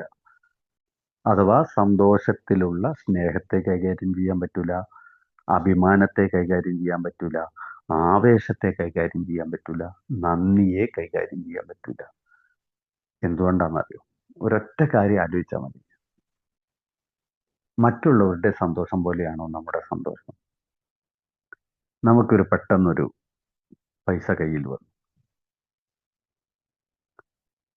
നമ്മളാകെ പ്രശ്നത്തിലാവും, നമുക്ക് ഉറക്കം വരൂല. കാരണം സന്തോഷിക്കാനുള്ളൊരു സാധനമാണത്. ഒരു കുറച്ച് പൈസ നമുക്ക് ലോട്ടറി അടിച്ചിട്ടായിക്കൊള്ളട്ടെ, സ്ഥലക്കച്ചവടത്തിലായിക്കൊള്ളട്ടെ, അല്ലെങ്കിൽ നമ്മളുടെ കയ്യിൽ എങ്ങനെയെങ്കിലും ഒരു പണം കയ്യിൽ വന്നുകൊണ്ടൊക്കെ എനിക്ക് അനുഭവിച്ചിട്ടുണ്ട്. കാരണം എനിക്ക് കുറച്ച് ദിവസത്തിന് ഉറക്കം ഉണ്ടാവില്ല. ഞാൻ പ്ലാനിങ്ങുകളിലായിരിക്കും. ഇത് എന്ത് ചെയ്യണം, എങ്ങനെ ചെയ്യണം, കൈകാര്യം ചെയ്യാനുള്ള കഴിവില്ലായ്മയെക്കുറിച്ച് എന്ത് ചെയ്യണം എന്നാലോചിച്ചിട്ട് ഞാൻ ആകെ പ്രശ്നത്തിലാകും. എനിക്ക് ഉറക്കം വരില്ല എന്നുള്ളതാ. സ്നേഹവും ഞാൻ വേണ്ടതുപോലെ വേണ്ടവരോടാണോ ഞാൻ സ്നേഹം കാണിക്കാറ്? ഇല്ലേ? നമുക്ക് പലതിനോടും പല രീതിയിലുള്ള സ്നേഹം. നമുക്ക് ഭാര്യനോടുള്ള സ്നേഹം പോലെയല്ല നമുക്ക് ചിലപ്പോൾ മക്കളോടുണ്ടാകുക. ഭാര്യയ്ക്ക് കൊടുക്കേണ്ട സ്നേഹം നമ്മൾ ചിലപ്പം ഭാര്യയ്ക്ക് കൊടുക്കാണ്ട് മറ്റുള്ളവർക്ക് കൊടുത്തു പോയിട്ടുണ്ട്. നമ്മളിൽ പലരും, ഞാൻ കൊടുത്തു പോയിട്ടുണ്ട്. നമ്മളിൽ പലരും എന്നുള്ള വാക്ക് ഞാൻ ഉപേക്ഷിക്കുന്നു. ഞാൻ കൊടുത്തു പോയിട്ടുണ്ട്. അപ്പൊ ഇത് നമുക്ക് വേണ്ട രീതിയിൽ കൈകാര്യം ചെയ്യാൻ അറിവില്ലായിട്ടാണ്. എന്തുകൊണ്ട് അങ്ങനെ കൊടുക്കാനുള്ളൊരു കാരണം, നമുക്ക് തിരിച്ചു കിട്ടേണ്ട സ്നേഹം അവര് നമുക്ക് തരുന്നില്ല എന്നുള്ള തോന്നലിൽ നമ്മൾ മറ്റുള്ളവരെ ആ രീതിയിൽ സ്നേഹിക്കാനും അവിടെ നിന്ന് ആ രീതിയിലുള്ള സ്നേഹം തിരിച്ചു കിട്ടാനും നമ്മൾ ശ്രമിക്കുന്നു. അത് തിരിച്ചു കിട്ടാത്തപ്പോൾ അത് ഭാര്യൻ്റെ അടുത്തുനിന്നായിക്കൊള്ളട്ടെ, കാമുകിൻ്റെ അടുത്തുനിന്നായിക്കൊള്ളട്ടെ, അത് നമുക്ക് തിരിച്ചു കിട്ടുന്നില്ല എന്ന് നമ്മൾക്ക് മനസ്സിലാവുമ്പോൾ നമ്മുടെ സ്വസ്ഥത നഷ്ടപ്പെടുന്നു, സന്തോഷം നഷ്ടപ്പെടും. ഇനി അഭിമാനം നമുക്ക് ആവശ്യമുള്ളതല്ലേ? എന്നാലും നമുക്ക് നമ്മളോട് അഭിമാനം തോന്നാത്ത ചില സന്ദർഭങ്ങളുണ്ട്. എവിടെയാണത്? അത് അഭിമാനം കൂടിപ്പോയാലോ? അല്ലേ? നമുക്ക് അഭിമാനം ആവശ്യമാണ്. സ്വയാഭിമാനം നമുക്ക് കൂടിപ്പോയാൽ എന്താകും? അവിടെ അഹങ്കാരം വളർന്നു വരും. അഹങ്കാരം വളർന്നു വന്നാൽ നമ്മൾ ചെയ്യുന്ന പ്രവൃത്തിയിലും വാക്കിലും നോട്ടത്തിലും ഭാവത്തിലും മനോഭാവത്തിലും ഒക്കെ ഞാൻ എന്നൊരു ഭാവം അവിടെ ഉണ്ടാകും. എന്നെ നിങ്ങൾ താത്തിക്കെട്ടി, എന്നെ നിങ്ങൾ പരിഹസിച്ചു, എന്നെ നിങ്ങൾ മാനിച്ചില്ല, എൻ്റെ വാക്കുകൾക്ക് നിങ്ങൾ വില തന്നില്ല. അവിടെ ഞാൻ അസ്വസ്ഥനാവും. അപ്പൊ ഇത്തരം ചില വൈകല്യങ്ങൾ നമുക്ക് നമ്മുടെ ശരിയായ രീതിയിൽ ജീവിക്കാൻ വേണ്ടിയിട്ട് നമ്മളുടെ ജീവിതത്തിന് മുതൽക്കൂട്ടായ ഈ വൈകാരിക തലങ്ങൾ ഉപയോഗിച്ചിട്ട് നമ്മൾ ശരിയായ രീതിയിൽ അല്ലാതെ നമ്മൾ അതിനെ ഉപയോഗിച്ചു എന്നുള്ളതാണ്. ഈ ഭയം എന്ന് പറയുന്ന ഒരു വികാരം ഉണ്ടല്ലോ, ഈ ഭയം എന്ന് പറയുന്നത് നമുക്ക് ആവശ്യമുള്ളതെന്ന് ഞാൻ നേരത്തെ പറഞ്ഞു. എന്നാൽ ഇതിനെ അങ്ങ് മാറ്റിയിട്ട് നമ്മളൊരു ഉത്കണ്ഠ നമ്മൾ ഉണ്ടാക്കിയെടുക്കും. അത് നമ്മുടെ ഈ വൈകാരിക തലത്തിന്റെ ഒരു വൈകല്യമാണ്. പേടി ആവശ്യമുള്ളതാണ്, പേടിയും ഭയമൊക്കെ ആവശ്യമുള്ളതാണ്. എന്നാൽ ഇതിനെ ഉത്കണ്ഠ എന്ന് പറയുന്ന ഒരു അവസ്ഥയിലേക്ക് നമ്മൾ എത്തിക്കും. എന്താണ് ഉത്കണ്ഠ? വരാൻ പോകുന്ന എന്തിനോ, കഴിഞ്ഞതിനെ കുറിച്ചല്ല, വരാൻ പോകുന്ന എന്തിനെയോ കുറിച്ചുള്ള ഒരു ഭയം നമുക്ക് ഫീൽ ചെയ്യും. അപ്പോൾ അത് ഫീൽ ചെയ്ത് കഴിയുമ്പോൾ ആ ഉത്കണ്ഠ, ആൻസൈറ്റി എന്ന് പറയും, ആൻസൈറ്റി നമുക്കുണ്ടാകുന്നതോട് കൂടിയിട്ട് നമ്മൾ എല്ലാത്തിനോടും ഒരു ഉത്സാഹക്കുറവ് നമുക്കുണ്ടാകും. ഒരു ഭയത്തിന്റെ ആ ഒരു തടവറയിൽ നമ്മൾ ഇങ്ങനെ നിൽക്കും. മറ്റൊന്നുകൂടി ഉണ്ട്. എങ്ങനെയാണ് ഈ ഭയത്തിന്റെ ആ ഒരു തടവറയിൽ നമ്മൾ പോകുന്നത്? എന്താണ് ഒരു മദ്യാസക്തന്റെ ഭയം? മദ്യാസക്തന്റെ ഭയം പട്ടി കടിച്ചോ കടിക്കുകയോ പാമ്പ് കടിക്കുകയോ അല്ലെങ്കിൽ അതാവുമോ ഇതാവുമോ എന്നൊന്നും അല്ല. നമ്മൾ ആഗ്രഹിച്ച രീതിയിൽ മറ്റുള്ളവരെ നമ്മളുടെ അടുത്ത് പെരുമാറുമോ ഇല്ലയോ, അതാണ് ഒരു ഭയം. നമ്മളൊരു ഓഫീസിലോട്ട് ഇങ്ങനെ കടന്ന് ചെല്ലുമ്പോൾ, ഒരു പഞ്ചായത്ത് ഓഫീസിലോട്ട് ഒരു സർട്ടിഫിക്കറ്റിന് ചെല്ലുമ്പോൾ, നമ്മൾ ഇവിടുന്നേ ആലോചിച്ച് പോവുക, ഇന്ന് അവിടെ ചെല്ലുമ്പോൾ അയാൾ ഉണ്ടാവുമോ, അയാളില്ലെങ്കിൽ എനിക്കിത് കിട്ടാൻ എന്തുണ്ട് വഴി, ഇനി ഞാൻ അവിടെ ചെല്ലുമ്പോൾ എനിക്കിത് ലഭിക്കാതിരിക്കാൻ അവരെന്തെങ്കിലും മുട്ടാപ്പോക്ക് ന്യായങ്ങൾ പറയും. ആ ഓഫീസിനോട് അടുക്കും തോറും നമുക്കൊരു വല്ലാത്തൊരു ഭയം നമുക്ക് ഫീൽ ചെയ്യുന്നു. അപ്പം നമ്മുടെ ആഗ്രഹം എന്താണ്? അവിടെ ചെല്ലുമ്പോൾ നല്ല രീതിയിൽ സംഗതികളൊക്കെ ഉഷാറായിട്ട് നടക്കണം, സർട്ടിഫിക്കറ്റ് കിട്ടണം. അങ്ങനെ സർട്ടിഫിക്കറ്റ് കിട്ടിയാൽ നമ്മൾ ഓക്കെ ആകും. പക്ഷെ അതിനിപ്പോഴേ ഇവിടുന്ന് തുടങ്ങും. അവിടെ ആളുണ്ടാവുമോ ഇല്ലേ, കിട്ടൂലേ, അയാൾ എന്തെങ്കിലും മുടക്ക് പറയോ, ഇനി അങ്ങനെയാണെങ്കിൽ ഞാൻ എന്ത് ചെയ്യേണ്ടി വരും, ഇങ്ങനെയൊക്കെയുള്ള കുറെ കാര്യങ്ങൾ ഇവിടുന്നേ ആലോചിച്ച് അങ്ങ് പോകും. അവിടെ ചെല്ലുമ്പോൾ ഇതിൻ്റെ ഒന്നും ആവശ്യം ഉണ്ടാവില്ല. നമ്മൾ നേരിട്ട് അപേക്ഷ കൊടുക്കുന്നു, ചിലപ്പോൾ നമുക്ക് ആ സർട്ടിഫിക്കറ്റ് അനുവദിച്ച് തരും. ഇനി തന്നിട്ടില്ലെങ്കിൽ നമ്മളുടെ സന്തോഷവും സമാധാനവും ഒക്കെ ആദ്യമേ പോയിട്ടുണ്ട്, ഒന്നും കൂടി പോകും. നമ്മളവിടെ വയലൻ്റ് ആകും. അല്ലെങ്കിൽ നമുക്ക് പിന്നീട് ഒരിക്കലും ആ സർട്ടിഫിക്കറ്റ് കിട്ടാൻ പറ്റാത്ത അവസ്ഥയിലേക്ക് നമ്മൾ എത്തും. അതൊരു ബാങ്കിലോട്ടായാലും ഒരു ലോണിന് വേണ്ടിയിട്ട് നമ്മൾ പോവുകയാണെങ്കിലൊക്കെ.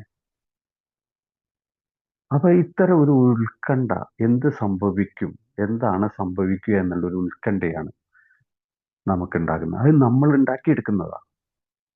നമ്മൾ എടുക്കാനുള്ള ഒരു കാരണം എന്താണെന്നോ, ആളുകളും സാഹചര്യങ്ങളും ഒക്കെ നമുക്ക് അനുകൂലമായിരിക്കണം എന്നുള്ള ഒരു നിലപാടാണ്.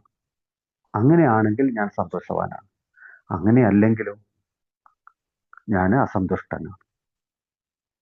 ആ അസന്തുഷ്ടൻ ആകുമോ എന്നുള്ള, കാരണം അങ്ങനെ അല്ലയോ, അങ്ങനെ ആവൂലേ, അവിടെ ആൾക്കാരുണ്ടാവൂലേ, അവരൊന്നും നമ്മളോട് നല്ല രീതിയിൽ പെരുമാറൂലേ, അല്ലെങ്കിൽ അവരെ നമ്മളോട് ദേഷ്യപ്പെടുമോ, ഇങ്ങനെയൊക്കെയുള്ള കുറെ കാര്യങ്ങൾ കൊണ്ട്, അത് സ്വത്തുവകകളെ കുറിച്ച് അല്ലേ, നമ്മളൊരു ഉത്കണ്ഠ ഇങ്ങനെ വെച്ചുകൊണ്ടിരിക്കും. കുടുംബ സ്വത്ത് നമുക്ക് കിട്ടുമോ, അല്ലെങ്കിൽ അച്ഛന് വേറെ ആർക്കെങ്കിലും എഴുതി കൊടുക്കുമോ, അല്ലെങ്കിൽ അവർക്ക് കൂടുതലാവുമോ, എനിക്ക് കിട്ടാനുള്ളത് കിട്ടൂലേ, ജോലിന്റെ കാര്യത്തിൽ ഒരു പരീക്ഷ എഴുതിയിട്ടുണ്ട്, എനിക്കത് കിട്ടുമോ, PSC പേരുണ്ടല്ലോ, അത് കിട്ടുമോ, റാങ്ക് ലിസ്റ്റ് ഉണ്ടല്ലോ, എന്താ കിട്ടൂലേ, അപ്പോഴേക്കും കാലാവധി കഴിയും, ഇങ്ങനെയുള്ള കുറെ കാര്യങ്ങൾ. അപ്പൊ ഇതൊക്കെ നമ്മൾ ഉണ്ടാക്കിയെടുക്കുന്നതാണ്. ഉത്കണ്ഠ പോലും നമുക്ക് ആവശ്യമാണ്. എങ്ങനെയാണ് ഉത്കണ്ഠ ആവശ്യമാകുന്നത്?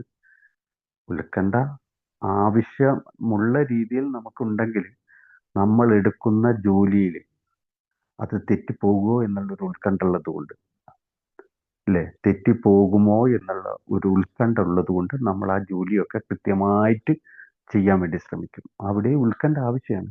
പക്ഷെ ഇത് അധികരിച്ചാൽ അത് നമ്മൾക്ക് ദോഷം ചെയ്യും. അധികരിക്കാനുള്ള ഒരു കാരണം നമ്മുടെ ജീവിത രീതിയുടെ കാരണങ്ങളാണ്. മറ്റുള്ളവരെ ആശ്രയിക്കുന്ന നമ്മൾ, മറ്റുള്ളവരെങ്ങനെയാ നമ്മളോട് നിൽക്കുന്നത് അതിനനുസരിച്ചാണ് നമ്മൾ ഹാപ്പി ആകുന്നത്. അതിനെ ആശ്രയിച്ചാണ് നമ്മൾക്ക് ഭയമില്ലാതിരിക്കുന്നത്. അതിനെ ആശ്രയിച്ചാണ് നമ്മൾ സമാധാനത്തിലായിരിക്കുന്നത്. ആ ആശ്രിതത്തിൽ എന്തെങ്കിലും പ്രശ്നങ്ങൾ സംഭവിച്ചാൽ, നേരെ വിപരീതമാണ് സംഭവിക്കുന്നതെങ്കിൽ, അത് സാഹചര്യത്തിലായിക്കൊള്ളട്ടെ, വ്യക്തികളിലായിക്കൊള്ളട്ടെ, അത് സംഭവിക്കുന്നെങ്കിൽ നമ്മുടെ സന്തോഷം പോകുന്നു, നമ്മൾക്ക് ഭയം ഫീൽ ചെയ്യുന്നു, നമ്മൾ കോപാകുലരാകുന്നു. കോപാകുലർ ആകുന്നത് എന്ന് മാത്രമല്ല, കോപം എന്ന് പറയുന്ന സംഗതി നേരത്തെ ഞാൻ പറഞ്ഞതുപോലെ ഒരു ആവശ്യമുള്ള സംഗതിയാണ്. നമ്മൾ അത് ഒന്ന് വക മാറ്റിത്തിരിക്കും. നമ്മളൊരു നീരസത്തിലോട്ടും വൈരാഗ്യത്തിലോട്ടൊക്കെ വേണ്ടി കിടക്കും. ഈ നീരസം ഉള്ള വ്യക്തികളുമായിട്ട് നമ്മുടെ ബന്ധം എന്തായിരിക്കും? നമ്മൾ നന്നായിട്ട് ചിരിക്കും, കളിക്കും, വർത്താനമൊക്കെ പറയും അവരുടെ അടുത്ത്, നീരസമുള്ള ആളുടെ അടുത്ത്. അത്തരം ആളുകൾ നമ്മളെ ചുറ്റും ഉണ്ടാവും. ഒന്ന് കണ്ണോടിച്ച് നോക്കിയാൽ മതി. നമ്മുടെ ഓഫീസിൽ ഉണ്ടാവും, നമ്മുടെ വീടുകളിൽ ഉണ്ടാകും, ഒക്കെ ഉണ്ടാകും നമുക്ക് നീരസമുള്ള ആളുകൾ. ഈ നീരസം എന്ന് പറയുന്ന സാധനം നമുക്ക് ആവശ്യമുള്ളതാണോ? അല്ല, നമ്മൾ ഉണ്ടാക്കിയെടുത്തതാണ്. ഉണ്ടാക്കിയെടുക്കാനുള്ള കാരണം എന്താണ്? അവര് നമുക്ക് ഇഷ്ടപ്പെട്ട രീതിയിലല്ല നമ്മളോട് പെരുമാറിയത്. കണ്ടില്ലേ, അവരോടുള്ള ആശ്രിതത്വം. അവര് നമ്മളോട് ഇഷ്ടപ്പെട്ട രീതിയിലല്ല നമ്മളോട് പെരുമാറിയത്. അതുകൊണ്ട് നമുക്ക് നീരസം വന്നു അവരോട്. നമ്മൾ ഉണ്ടാക്കിയെടുത്തതാ. കോപം ആവശ്യമുള്ളതാണെങ്കിൽ നീരസം നമുക്ക് ആവശ്യമുള്ളതല്ല. വൈരാഗ്യം നമുക്ക് ആവശ്യമുള്ളതല്ല. അത് നമ്മൾ ഉണ്ടാക്കിയെടുത്തതാ. ആളുകളോടായിക്കൊള്ളട്ടെ, സാഹചര്യങ്ങളോടായിക്കൊള്ളട്ടെ. നേരത്തെ ഞാൻ പറഞ്ഞതുപോലെ ഒരു പഞ്ചായത്ത് ഓഫീസിലേക്ക് നമ്മൾ കടന്നു ചെന്നു നമ്മൾ സർട്ടിഫിക്കറ്റിന് വേണ്ടി അപേക്ഷ കൊടുത്തു. അതൊരു ബി പി എല്ലിനൊക്കെ ആണെങ്കിൽ നമ്മൾ ബി പി എല്ലിലല്ല, നമ്മുടെ വരുമാനമൊക്കെ നോക്കിയിട്ട് അവർ പറയാം നിങ്ങൾ ബി പി എല്ലിലല്ല, നിങ്ങൾക്ക് തരാൻ പറ്റില്ല സർട്ടിഫിക്കറ്റ്. ഇല്ലെങ്കിൽ വില്ലേജ് ഓഫീസ് ആയിക്കൊള്ളട്ടെ, ഇല്ലെങ്കിൽ ഒരു ബാങ്കിലോട്ട് കടന്നു ചെന്ന് ഒരു ലോണിന് അപേക്ഷിക്കുന്നു. നമ്മളുടെ മുൻകാല തിരിച്ചടവും കാര്യങ്ങളും ഒക്കെ നോക്കുമ്പോൾ നമ്മുടെ സിബിൽ സ്കോർ താന്നിട്ടാണ്. അപ്പോൾ അവർ പറയാണ് എനിക്ക് തരാൻ പറ്റില്ല, നിങ്ങൾ സിബിൽ സ്കോറിൽ വളരെ താഴ്ന്നിട്ടാണ്. നമുക്ക് ആ ബാങ്കിനോട് നിരസം തോന്നും. നമ്മൾ പിന്നെ അതിനോടുള്ള എല്ലാ സമീപനത്തിലും അതുണ്ടാവും. കാരണം നമ്മുടെ ഏതെങ്കിലും ഒരു കൂട്ടുകാരൻ പറയാണ് എനിക്കിന്ന് ബാങ്കിൽ പോകണം എന്ന് പറഞ്ഞാൽ, നീയൊക്കെ എന്തിനാണ് ആ ബാങ്കിൽ പോണത്, വെറും നാറുകൾ അവിടെ ഇരിക്കുന്നത്, അവരൊന്നും ഒരു പൈസ ലോൺ തരാൻ പറ്റുന്ന ആൾക്കാരല്ല, ഒരു ഒലക്കമല്ല ബാങ്ക്, ആന ചേന കുതിര, ഇത് നമ്മൾ പറയും. ഇനി ഈ മതങ്ങളോടുള്ള ഒരു നിരസുണ്ട്. എനിക്ക് എൻ്റെ മതത്തോട് നിരസുള്ള വ്യക്തിയാണ്. അതിൻ്റെ ഒരു കാരണം എന്താണ്, അവരെന്നോട് കുടിക്കരുത് എന്ന് പറഞ്ഞു, അവര് എൻ്റെ ജീവിതം പോക്ക് ശരിയല്ല എന്ന് പറഞ്ഞു, ജീവിതത്തെ കുറിച്ച് അവർ പറഞ്ഞു. അപ്പൊ അതിൽ നിന്ന് രക്ഷപ്പെടാൻ പറ്റാത്ത എന്നോട് അവർ അത്തരം ചില കാര്യങ്ങൾ പറയുകയും എന്നെ മാറ്റി നിർത്തുകയൊക്കെ ചെയ്തപ്പോൾ എനിക്ക് ആ മതത്തിനോട് നിരസമുണ്ടായി. അല്ലാണ്ട് മതത്തിന്റെ പിന്നെ ഇതിന്റെ നിയമത്തിനോട് അതിനോടൊന്നുമല്ല, ആ മതത്തിനോട് എനിക്ക് നീരസം ഉണ്ടാകുകയും അപ്പം ആ മതത്തിന്റെ ആളുകളായിട്ട് നിൽക്കുന്ന ആളുകളോട് എനിക്ക് നിരസം ഉണ്ടാകും. അപ്പൊ ഇത് ഞാൻ ഉണ്ടാക്കിയെടുക്കുന്ന, കാരണം ആ മതത്തിലുള്ള ആളുകൾ എന്നോട് അങ്ങനെ പെരുമാറാൻ പാടില്ല എന്നുള്ളൊരു കാഴ്ചപ്പാട്, ഒരു നിലപാട്, അല്ലെങ്കിൽ ആ മതത്തെ ഞാൻ അങ്ങനെ നിൽക്കുമ്പോൾ അവർ എന്നോട് എങ്ങനെയാണ് പെരുമാറേണ്ടത്, ആ പള്ളിയിൽ ഉസ്താദ് എന്നോട് എങ്ങനെയാണ് പെരുമാറേണ്ടത്, അതിനനുസരിച്ച് അവർ എൻ്റെ ഇഷ്ടത്തിനനുസരിച്ച് പെരുമാറണം. അങ്ങനെ പെരുമാറിയിട്ടില്ലെങ്കിൽ എനിക്ക് ആ മതത്തിനോട് നിരസം വരുന്നു. ആ മതത്തിലെ പള്ളിയിൽ പിന്നെ ആളുകളോട് എനിക്ക് നിരസം വരുന്നു. അതിൽ സ്ഥിരം പോകുന്ന ആളുകളോട് എനിക്ക് നിരസം വരുന്നു. അത് ഞാൻ മറ്റുള്ളവരുടെ അടുത്ത് പറയുന്നു, എന്ത് മതം ഏത് മതം, അവരൊക്കെ കള്ളന്മാരാണ്, തലക്കെട്ടാണ്, ഇപ്പം ഇങ്ങനെയൊക്കെയുള്ള കുറേ കാര്യങ്ങൾ. അപ്പൊ അത് ഞാൻ ഉണ്ടാക്കിയെടുക്കുന്നതാണ്. അപ്പൊ എനിക്ക് ആവശ്യമുള്ള ഇത്തരം വൈകാരിക തലങ്ങളെ ശരിയായ രീതിയിൽ ശരിയായ സ്ഥലത്ത്, ഇനി എൻ്റെ ഈ വൈകാരിക തലങ്ങളെ മാത്രമല്ല, എന്നോടൊപ്പമുള്ളവരുടെ വൈകാരിക തലങ്ങളെ ഞാൻ മനസ്സിലാക്കണം എന്നാ പറയുന്നത്.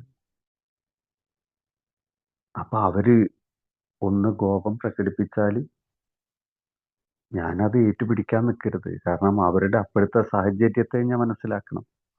അവർക്കുണ്ടാകുന്ന ആ വികാരത്തെ ഞാൻ മനസ്സിലാക്കണം. അവർക്കത് പ്രകടിപ്പിക്കാനുള്ള സ്വാതന്ത്ര്യമുണ്ട്. അവരൊരു കോപം പ്രകടിപ്പിച്ചെന്ന് വിചാരിച്ചിട്ട് എനിക്ക് അവരോട് നീരസം തോന്നേണ്ട കാര്യമില്ല. അവരൊരു പിന്നെ ദുഃഖം പ്രകടിപ്പിക്കുന്ന ആളാണെങ്കിൽ, ദുഃഖം പ്രകടിപ്പിച്ചിട്ടാണ് നമ്മളോട് സംസാരിച്ചതെങ്കിൽ നമ്മൾ ആ സിറ്റുവേഷനെ നമ്മൾ മനസ്സിലാക്കണം. അവരെ പ്രകടിപ്പിച്ച വൈകാരിക തലത്തെ മനസ്സിലാക്കണം.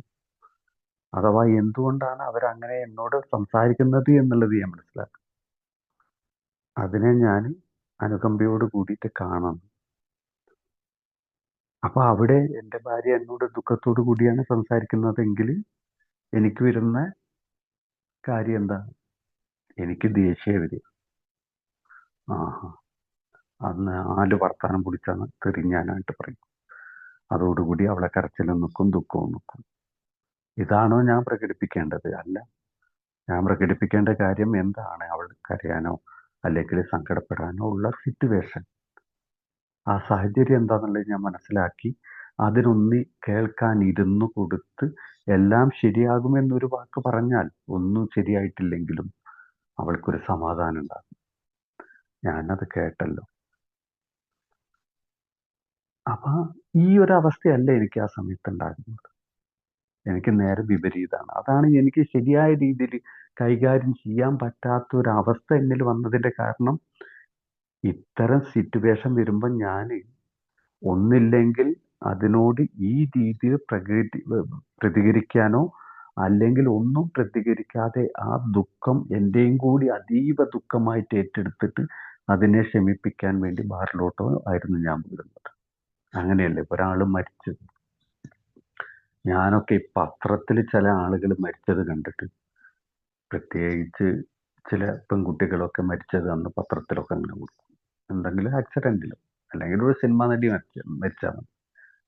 ഞാൻ ആ ദുഃഖം വരും, എനിക്ക് ഭയങ്കര ദുഃഖമാണ്. ഞാൻ നേരെ ബാറിൽ പോയിട്ട് കരയുകയായി. അപ്പൊ ഇത്തരം ചില കാര്യങ്ങളുണ്ട്. ദുഃഖത്തെ ശരിയായ രീതിയിൽ ഉൾക്കൊള്ളാനോ അതിനെ എങ്ങനെ കൈകാര്യം ചെയ്യണമെന്നോ അറിയാൻ പറ്റാത്ത ഒരവസ്ഥ എനിക്കുണ്ട്. ഞാൻ നേരെ ബാറിലോട്ട് പോയി കുടിച്ചു, കുറെ അവിടെ ഇരുന്ന് കരഞ്ഞു, ഞാൻ തിരിച്ചു പോന്നു. അടുത്തൊരു ദുഃഖം വന്നപ്പോഴോ അപ്പോഴും കൈകാര്യം ചെയ്യാൻ എനിക്ക് പ്രാക്ടീസ് ചെയ്താണ് ബാറിലോട്ടാണ്. കുടിയിൽ നിന്ന് ഞാൻ വിട്ടു നിൽക്കുന്നു. എനിക്കൊരു ദുഃഖം വന്നു, എൻ്റെ ഭാര്യ എന്നോട് എനിക്കൊരു ദുഃഖം വന്നോട്ടെ, എൻ്റെ ഭാര്യയ്ക്കോ എൻ്റെ ഫാമിലിയിലോ ആർക്കെങ്കിലും ഒരു ദുഃഖം വന്നോട്ടെ, ഞാൻ എങ്ങനെ അതിനെ കൈകാര്യം ചെയ്യേണ്ടതെന്നുള്ള അറിവില്ലാത്തത് കൊണ്ടാണ് ഞാൻ പലപ്പോഴും അവരെ കേൾക്കാനോ അവരെ ആശ്വസിപ്പിക്കാനോ പ്രശ്നം എന്തെന്നറിയാനോ ഇതിനൊന്നും നിൽക്കാതെ ഞാൻ അവരോട് ദേഷ്യപ്പെടുന്നു. അപ്പോൾ ഇതിനെ ഞാൻ ശരിയായിട്ട് ഞാൻ മനസ്സിലാക്കണം. എൻ്റെ പ്രശ്നം എന്താ, എനിക്ക് ഉണ്ടാകുന്ന വികാരത്തെ ഞാൻ മനസ്സിലാക്കുക എന്നുള്ളതാണ്. എനിക്ക് ദേഷ്യം വന്നു, ഓക്കെ, എനിക്ക് ദേഷ്യം വരേണ്ട ഒരാളാണ് ഞാൻ. ദേഷ്യം വരേണ്ട സാഹചര്യമാണോ, അതിനെക്കുറിച്ച് ഞാനൊന്ന് നോക്കണം. എനിക്കിപ്പോൾ ദേഷ്യം വരേണ്ട ഒരു സാഹചര്യമാണോ ഇപ്പോഴുള്ളത്? ഓഫീസിലോട്ട് ഞാൻ കടന്നു ചെല്ലുന്നു, എനിക്കിഷ്ടപ്പെടാത്ത ഏതെങ്കിലും ഒരു സിറ്റുവേഷൻ അവിടെ സംഭവിച്ചു, അതിൽ ഞാൻ ദേഷ്യപ്പെടേണ്ട ആളാണ്. ഞാൻ പെട്ടെന്ന് അതിനോട് പ്രതികരിക്കാതെ ഞാൻ ഇതൊന്ന് ആലോചിക്കണം. എനിക്ക് എന്ത് വികാരമാണ് ഇപ്പൊ കടന്നു വരുന്നത്? ഓക്കെ, എനിക്ക് ദേഷ്യമാണ് കടന്നു വരുന്നത്. ദേഷ്യപ്പെടാനുള്ളൊരു സാഹചര്യമാണ് ഇപ്പോഴെൻ്റെ മുമ്പിലുള്ളത്. ഞാൻ അതിനെ ഒന്ന് ആലോചിക്കണം. അപ്പൊ നോക്കുമ്പോൾ ചിലപ്പോൾ ഒരു ദേഷ്യവും പെടേണ്ട ആവശ്യമില്ല, ഒരു ദേഷ്യവും പ്രകടിപ്പിക്കേണ്ട ഒരു സാഹചര്യം അവിടെ ഉണ്ടാവില്ല. അവിടെ എന്തെങ്കിലും ഞാൻ വിചാരിച്ചതുപോലെ അല്ല നടന്നതെങ്കിൽ, ഞാൻ ചെല്ലുമ്പോൾ ഞാൻ വിചാരിച്ചതുപോലെ അല്ല നടക്കുന്നതെങ്കിൽ, അത് നടത്താൻ ഇനിയും സമയമുണ്ടെങ്കിൽ നടത്താം. ഇല്ലെങ്കിൽ ഞാൻ ഒന്ന് ദേഷ്യം പിടിച്ചത് കൊണ്ട് മാത്രം അതിനെന്തെങ്കിലും മാറ്റങ്ങൾ ഉണ്ടാകുകയാണെങ്കിൽ അതിന് ദേഷ്യം പിടിക്കാം. ഓക്കെ, ഒരു മേലുദ്യോഗസ്ഥനാണ് ഞാനെങ്കിൽ, ആ ഒരു ഓഫീസിലെ മേലുദ്യോഗസ്ഥനാണ് ഞാനെങ്കിൽ, ദേഷ്യം പിടിച്ചത് കൊണ്ട്, ദേഷ്യം പിടിച്ച് സംസാരിച്ചത് കൊണ്ടോ അവരെ വഴക്ക് പറഞ്ഞത് കൊണ്ടോ അതിനൊരു മാറ്റം ഞാൻ വിചാരിച്ചതുപോലെ സംഭവിക്കുകയാണെങ്കിൽ ഓക്കെ, എനിക്കത് ചെയ്യാം. പക്ഷെ അത് ഞാൻ ചെയ്യുകയും അത് ആവുകയും ചെയ്തിട്ട് എനിക്ക് അവരെ വഴക്ക് പറഞ്ഞതിൽ എനിക്കൊരു വേണ്ടില്ലായിരുന്നു എന്നൊരു തോന്നലുണ്ടാകും ചിലപ്പോൾ. അല്ലേ? ഒരു മധ്യസ്ഥനെ സംബന്ധിച്ച് ഒരു പ്രശ്നമാണത്. എനിക്ക് ഒരു തോന്നൽ വരും, എന്നെ ആരെങ്കിലും ചീത്ത പറഞ്ഞാലും എനിക്കൊരു തോന്നൽ, ഒരു സങ്കടം വരും, വേണ്ടില്ലായിരുന്നു എന്ന്. ഞാൻ ആരെങ്കിലും വഴക്ക് പറഞ്ഞാലും എനിക്ക് തോന്നും, വേണ്ടില്ലായിരുന്നു, പറയേണ്ടില്ലായിരുന്നു. അപ്പൊ ഇതിനെ ശരിയായ രീതിയിൽ നമുക്ക് നിയന്ത്രിക്കാൻ പറ്റുന്നതാണെങ്കിൽ ദേഷ്യം പിടിക്കേണ്ട സ്ഥലത്ത് ദേഷ്യം പിടിക്കാനും, ദേഷ്യം പിടിക്കാൻ പാടില്ലാത്ത സ്ഥലത്ത് ദേഷ്യം പിടിക്കാതിരിക്കാനും നമുക്ക് കഴിയണമെങ്കിൽ നമ്മൾ ഈ ദേഷ്യം എന്ന് പറയുന്ന വികാരത്തെ വേണ്ടതുപോലെ വിനിയോഗിക്കാൻ പഠിക്കുക എന്നുള്ളതാണ്. അതിന് ഏറ്റവും നല്ലൊരു കാര്യം എടുത്തുചാട്ടം ഒഴിവാക്കുക. നമ്മൾ പലപ്പോഴും നമ്മളിൽ പറ്റുന്ന ഒരു അപകടം, ഒരു അബദ്ധം അതാണ്. കേട്ട പാതി കേൾക്കാത്ത പാതി നമ്മൾ എടുത്തു ചാടി അതിൽ ഇടപെടും, വഴക്ക് പറയും. ഇതിനാണ് നമ്മളോട് പറഞ്ഞ ഒരു സ്പോട്ട് ഇൻവെന്ററി എടുക്കുക. ഇത്തരം സാഹചര്യങ്ങളിൽ ഞാനിപ്പോൾ ദേഷ്യം പിടിച്ചത് കൊണ്ട്, നേരത്തെ ഞാൻ പറഞ്ഞതുപോലെ ഞാനിപ്പോൾ ദേഷ്യം പിടിച്ചത് കൊണ്ട് എന്തെങ്കിലും ഒരു മെച്ചം അതിനുണ്ടോ? ദേഷ്യം പിടിച്ചത് കൊണ്ട് എനിക്ക് എന്തെങ്കിലും ബുദ്ധിമുട്ടുകളുണ്ടോ? അത് എന്നെയും ബാധിക്കാത്ത പ്രശ്നമായിരിക്കണമല്ലോ ഞാൻ ചെയ്യുമ്പോൾ. എനിക്ക് എന്തെങ്കിലും ബുദ്ധിമുട്ടുണ്ടാകാനുണ്ടോ? ഇല്ലെങ്കിൽ അത് അവഗണിക്കേണ്ടതാണോ ആ വിഷയത്തെ? അല്ലെങ്കിൽ ഇതിനെ ഞാൻ നേരിടേണ്ടത് മറ്റേതെങ്കിലും രീതിയിലാണോ? ഇല്ലേ? ചിലപ്പോൾ കാണാലോ നമുക്ക്, ദേഷ്യം പിടിക്കേണ്ട സ്ഥലത്ത് സാഹചര്യത്തെ അനുസരിച്ച് ഇപ്പൊ കുട്ടികൾ ഒരു തെറ്റ് ചെയ്ത് കഴിഞ്ഞിട്ടുണ്ടെങ്കിൽ, നേരത്തെ ആരോ പറഞ്ഞു ഷെയറിങ്ങിൽ മകളെ എന്തോ ഒരു പ്രശ്നം സംഭവിച്ചപ്പോൾ അവളോട് ദേഷ്യം പിടിച്ചു എന്നുള്ളത്. നമുക്ക് പെട്ടെന്ന് ദേഷ്യം കടന്നു വരിക, നമ്മൾ അതങ്ങ് പ്രകടിപ്പിക്കുകയും ചെയ്യും. ചിലപ്പം വളരെ നമ്മൾ അവളുടെ അടുത്തേക്കോ കുട്ടികളുടെ അടുത്തേക്ക് ചെല്ലും.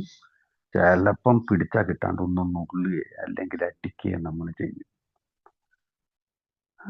നമ്മളൊന്ന് സമാധാനിച്ച് ആ സിറ്റുവേഷനെ ഒന്ന് മനസ്സിലാക്കി, എന്തുകൊണ്ടാണ് കുട്ടി, നമ്മൾ എപ്പോഴും നമ്മുടെ ഭാഗത്തു നിന്നാണോ മറ്റുള്ളവരെ കാണുന്നത്? ഞാനാണെങ്കിൽ ചെയ്യൂല എന്നുള്ളതാ. കുട്ടികൾ എന്തെങ്കിലും ഇത് ചെയ്തു കഴിഞ്ഞാൽ അവൾ അത് ചെയ്യാൻ പാടില്ലാത്തതാണ്. മറ്റാരും അത് ചെയ്യൂല്ലോ, നീ എന്താ അത് ചെയ്തത്? അപ്പൊ അതിനുള്ള ഒരു ശിക്ഷയായിട്ടാണ് നമ്മൾ ചെല്ലുക. പക്ഷെ അത് കുട്ടികളുടെ കണ്ണുകൊണ്ട് കുട്ടികളെ കാണണം. കുട്ടികളെ മാത്രമല്ല, ഏതൊരു വ്യക്തിയെയും അവരുടെ കണ്ണുകൊണ്ട് കണ്ടാൽ നമുക്ക് ഈ ദേഷ്യം പിടിക്കലുണ്ട്, അല്ലെങ്കിൽ അത്തരം കാര്യങ്ങളൊക്കെ നമുക്ക് കുറെ ഒഴിവായി പോകും. ഒരു കുട്ടി അവന്റെ കളിപ്പാട്ടം നഷ്ടപ്പെട്ടാൽ അല്ലെങ്കിൽ കേട് വന്നാൽ ആ കുട്ടി കരയും. നമ്മൾ എന്നിട്ട് ചോദിക്കുന്നത് എന്താണ്? ഒരു കളിപ്പാട്ടം നഷ്ടപ്പെട്ടത് കൊണ്ടാണോ നീ ഇത്ര കരയുന്നത്? എടുത്തോണ്ട് പോടാ നിന്റെ കോപ്പിലെ കളിപ്പാട്ടം. 4 ചീത്ത അവനെയായിട്ട് പറഞ്ഞു. അപ്പൊ നമ്മളുടെ കണ്ണുകൊണ്ടാണ് നമ്മൾ അതിനെ കണ്ടത്. കാരണം ഒരു ചെറിയ കുറഞ്ഞ പൈസന്റെ ഒരു കളിപ്പാട്ടാണ്, അത് വീണ്ടും വാങ്ങിച്ചാൽ പോരെ? അല്ലെങ്കിൽ അതിനെന്തിനാ അവൻ ഇപ്പൊ കരയേണ്ട ആവശ്യം? വേറെ എന്തെങ്കിലും എടുത്ത് കളിച്ചാൽ പോരെ? നമ്മള് അവന്റെ കണ്ണുകൊണ്ട് അതിനെ കണ്ടാലോ? അവന്റെ കണ്ണുകൊണ്ട് അതിനെ കണ്ടാൽ ആ സിറ്റുവേഷനെ കണ്ടാൽ നമുക്ക് മനസ്സിലാവും നമ്മുടെ ഒരു വാഹനം കേടുവന്ന അതേ സങ്കടം തന്നെ അവൻക്ക് അവന്റെ കളിപ്പാട്ടമായിട്ടുള്ള ആ വാഹനം കേടുവന്നാലുണ്ടാകും.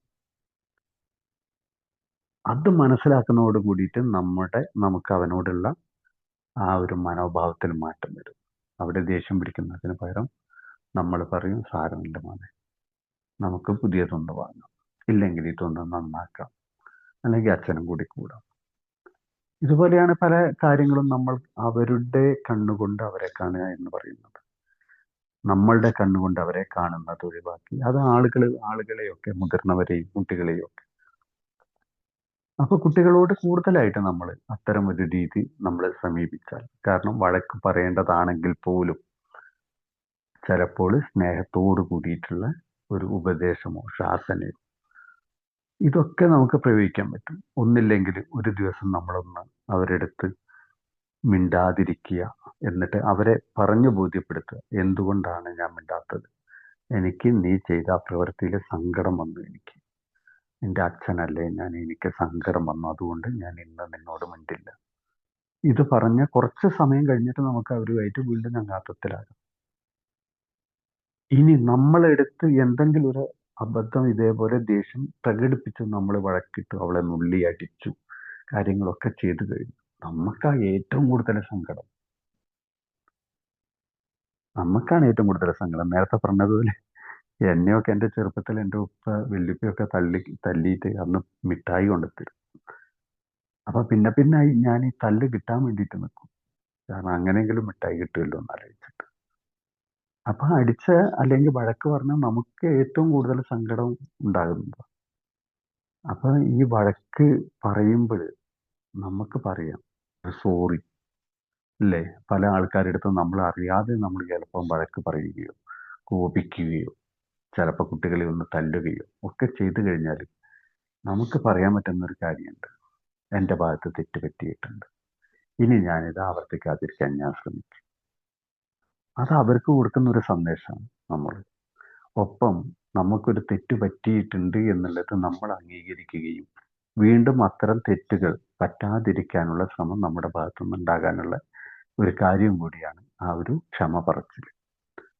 നമ്മളോട് പറഞ്ഞതാ, ഒരു സ്വയം വിലയിരുത്തൽ നമ്മൾ നടത്തുമ്പോൾ ഒരു സ്പോട്ട് ഇൻവെന്ററി നമ്മൾ ഇത്തരം സിറ്റുവേഷനുകളിൽ നമ്മൾ എടുക്കണം, നമ്മുടെ വൈകാരിക സുബോധത്തിന് വേണ്ടിയിട്ട്. അത് ദേഷ്യപ്പെടലിലായിക്കൊള്ളട്ടെ, ദുഃഖത്തിലായിക്കൊള്ളട്ടെ, നിരാശയിലായിക്കൊള്ളട്ടെ, ഇല്ലേ? നമ്മൾ ഇപ്പം ആരെങ്കിലും മരിച്ചു, നമ്മുടെ വീട്ടിൽ ആരെങ്കിലും മരിച്ചു, നമുക്ക് വേണ്ടപ്പെട്ട ആരോ ഒന്ന് മരണപ്പെട്ടു, നമ്മൾ എല്ലാ സമയത്തും ദുഃഖത്തിൽ അങ്ങിരിക്കേണ്ട ആളാണ്, ഇല്ലേ? നമ്മുടെ ഭാര്യ മരിക്കേണ്ടതാണെങ്കിൽ, മരിക്കേണ്ട ചില രോഗങ്ങളൊക്കെ വന്ന് മരണപ്പെട്ടു പോകുന്നു, പെട്ടെന്ന് തന്നെ മരണപ്പെട്ടു പോയാൽ നമ്മളതിൽ നിന്ന് റിക്കവറി ആകണം. നമ്മൾ റിക്കവറി ആയിട്ടില്ലെങ്കിലോ നമ്മളെ ആശ്രയിച്ച് നിൽക്കുന്ന കുറേ ആളുകൾ ആ വീട്ടിൽ വേറെയുണ്ട്, അവരൊക്കെ എന്തായി പോകും, ഇല്ലേ? അവരുടെ ഉത്തരവാദിത്തങ്ങൾ നമ്മൾ ഏറ്റെടുത്ത് അവർക്ക് ഭക്ഷണങ്ങൾ, അവരുടെ വസ്ത്രങ്ങൾ, ജോലിക്ക് പോകുന്ന ആളാണെങ്കിൽ നമ്മൾ ജോലിക്ക് പോകണം.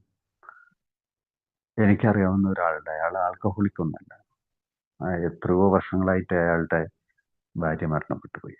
ഓക്കെയാണ്, ഭാര്യനോട് സ്നേഹമുണ്ട്, കാര്യങ്ങളൊക്കെ ഉണ്ട്. ചെറിയ കുഞ്ഞാകുന്നത് മുതൽ അയാളുടെ മക്കളെ അമ്മയില്ലാതെ സംരക്ഷിച്ച് മുന്നോട്ട് കൊണ്ടുപോകും.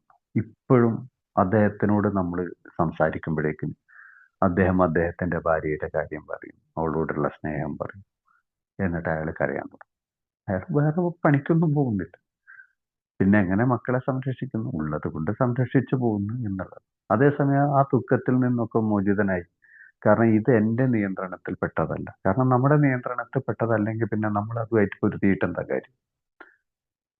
അപ്പൊ അത്തരം ചില കാര്യങ്ങളെ നമ്മുടെ ദുഃഖത്തിന് പരിഹാരം എന്ന രീതിയിൽ നമ്മൾ പല പരിഹാരങ്ങളും ഒക്കെ അതിനുണ്ടാകും നമ്മുടെ ദുഃഖത്തെ മാറ്റാൻ.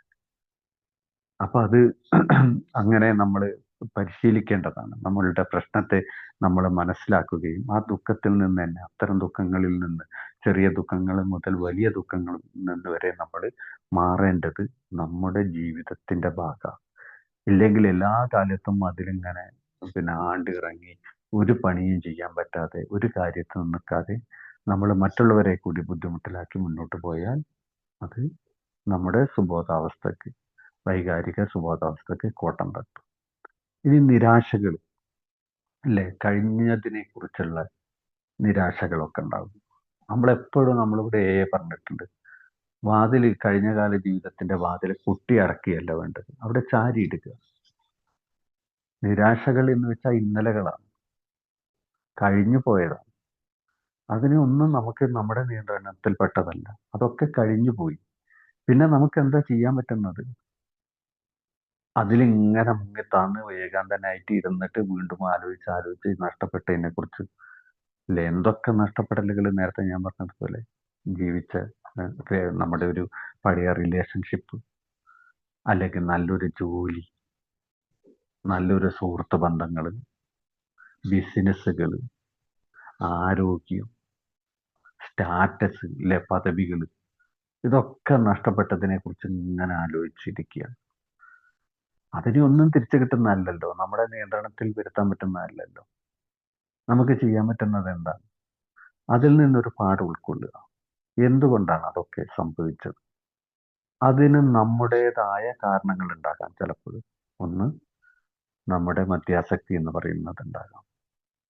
ഇല്ലെങ്കിൽ ചിലപ്പം നമുക്ക് ലഭിക്കാൻ പറ്റാത്തതാകാം. ലഭിക്കാതിരിക്കുന്ന ചില സംഗതികളുണ്ടല്ലോ. നമുക്ക് പല ആഗ്രഹങ്ങളുണ്ട്, പലതും ആകണമെന്ന് ആഗ്രഹമുണ്ട്.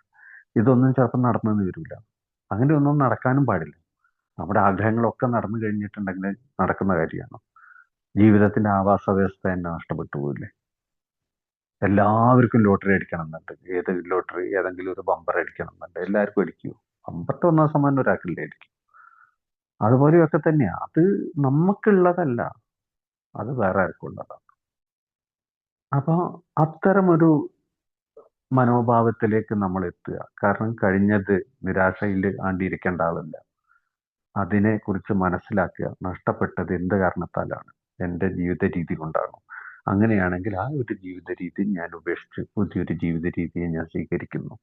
ആ സ്വീകരിക്കുന്ന ജീവിത രീതിയിൽ വീണ്ടും ഞാനത് പ്രാവർത്തികമാക്കാൻ നോക്കുമ്പോൾ അത് ഫലിക്കുന്നു. അപ്പൊ അതുകൊണ്ടാണ് അത് കൊട്ടിയടക്കുകയല്ല, ചാരിയിടുക. ചിലപ്പോൾ അതിനെ ഒന്ന് തുറന്നു നോക്കിയിട്ട് ഒന്ന് നോക്കേണ്ടി വരും. എന്തിന്? പാളിച്ചകൾ വീണ്ടും പറ്റാതിരിക്കാൻ വേണ്ടിയിട്ട്. അല്ലാതെ ഏത് സമയത്തായാലും മുങ്ങിത്താന്നിരിക്കേണ്ടതില്ല എന്നുള്ളതാണ്. മറ്റൊന്ന് കുറ്റബോധങ്ങളൊക്കെയാണ്. നമ്മുടെ വൈകാരിക തലത്തിൽ നമ്മളെ ഏറ്റവും കൂടുതൽ പ്രശ്നത്തിലാക്കുന്ന സംഗതികളാണ് കുറ്റബോധങ്ങൾ. കഴിഞ്ഞ കാല ജീവിതത്തിൽ നമ്മൾ ചെയ്തു പോയ തെറ്റുകൾ, ചെയ്യാൻ പാടില്ലാത്തവ, ഇത്തരം കാര്യങ്ങളൊക്കെ നമ്മുടെ മുമ്പിലേക്ക് കടന്നു വരും. അത് നമ്മളെ ഏകാന്തതയിൽ ഇരിക്കുമ്പോഴാണ് ഏറ്റവും കൂടുതൽ കടന്നു വരിക. അതും ഇന്നലകളാണ്. കുറ്റബോധങ്ങൾ എന്നൊക്കെ വെച്ചാൽ ഇന്നലകളാണ്, ഇല്ലേ? ചെയ്തു കഴിഞ്ഞു പോയതാ. അതിൽ മുങ്ങിത്താന്നിങ്ങനെ ഇരിക്കുകയാണോ വേണ്ടത്? നമ്മുടെ സുബോധാവസ്ഥയ്ക്ക് നഷ്ടപ്പെടും. ഏത് സുബോധാവസ്ഥ?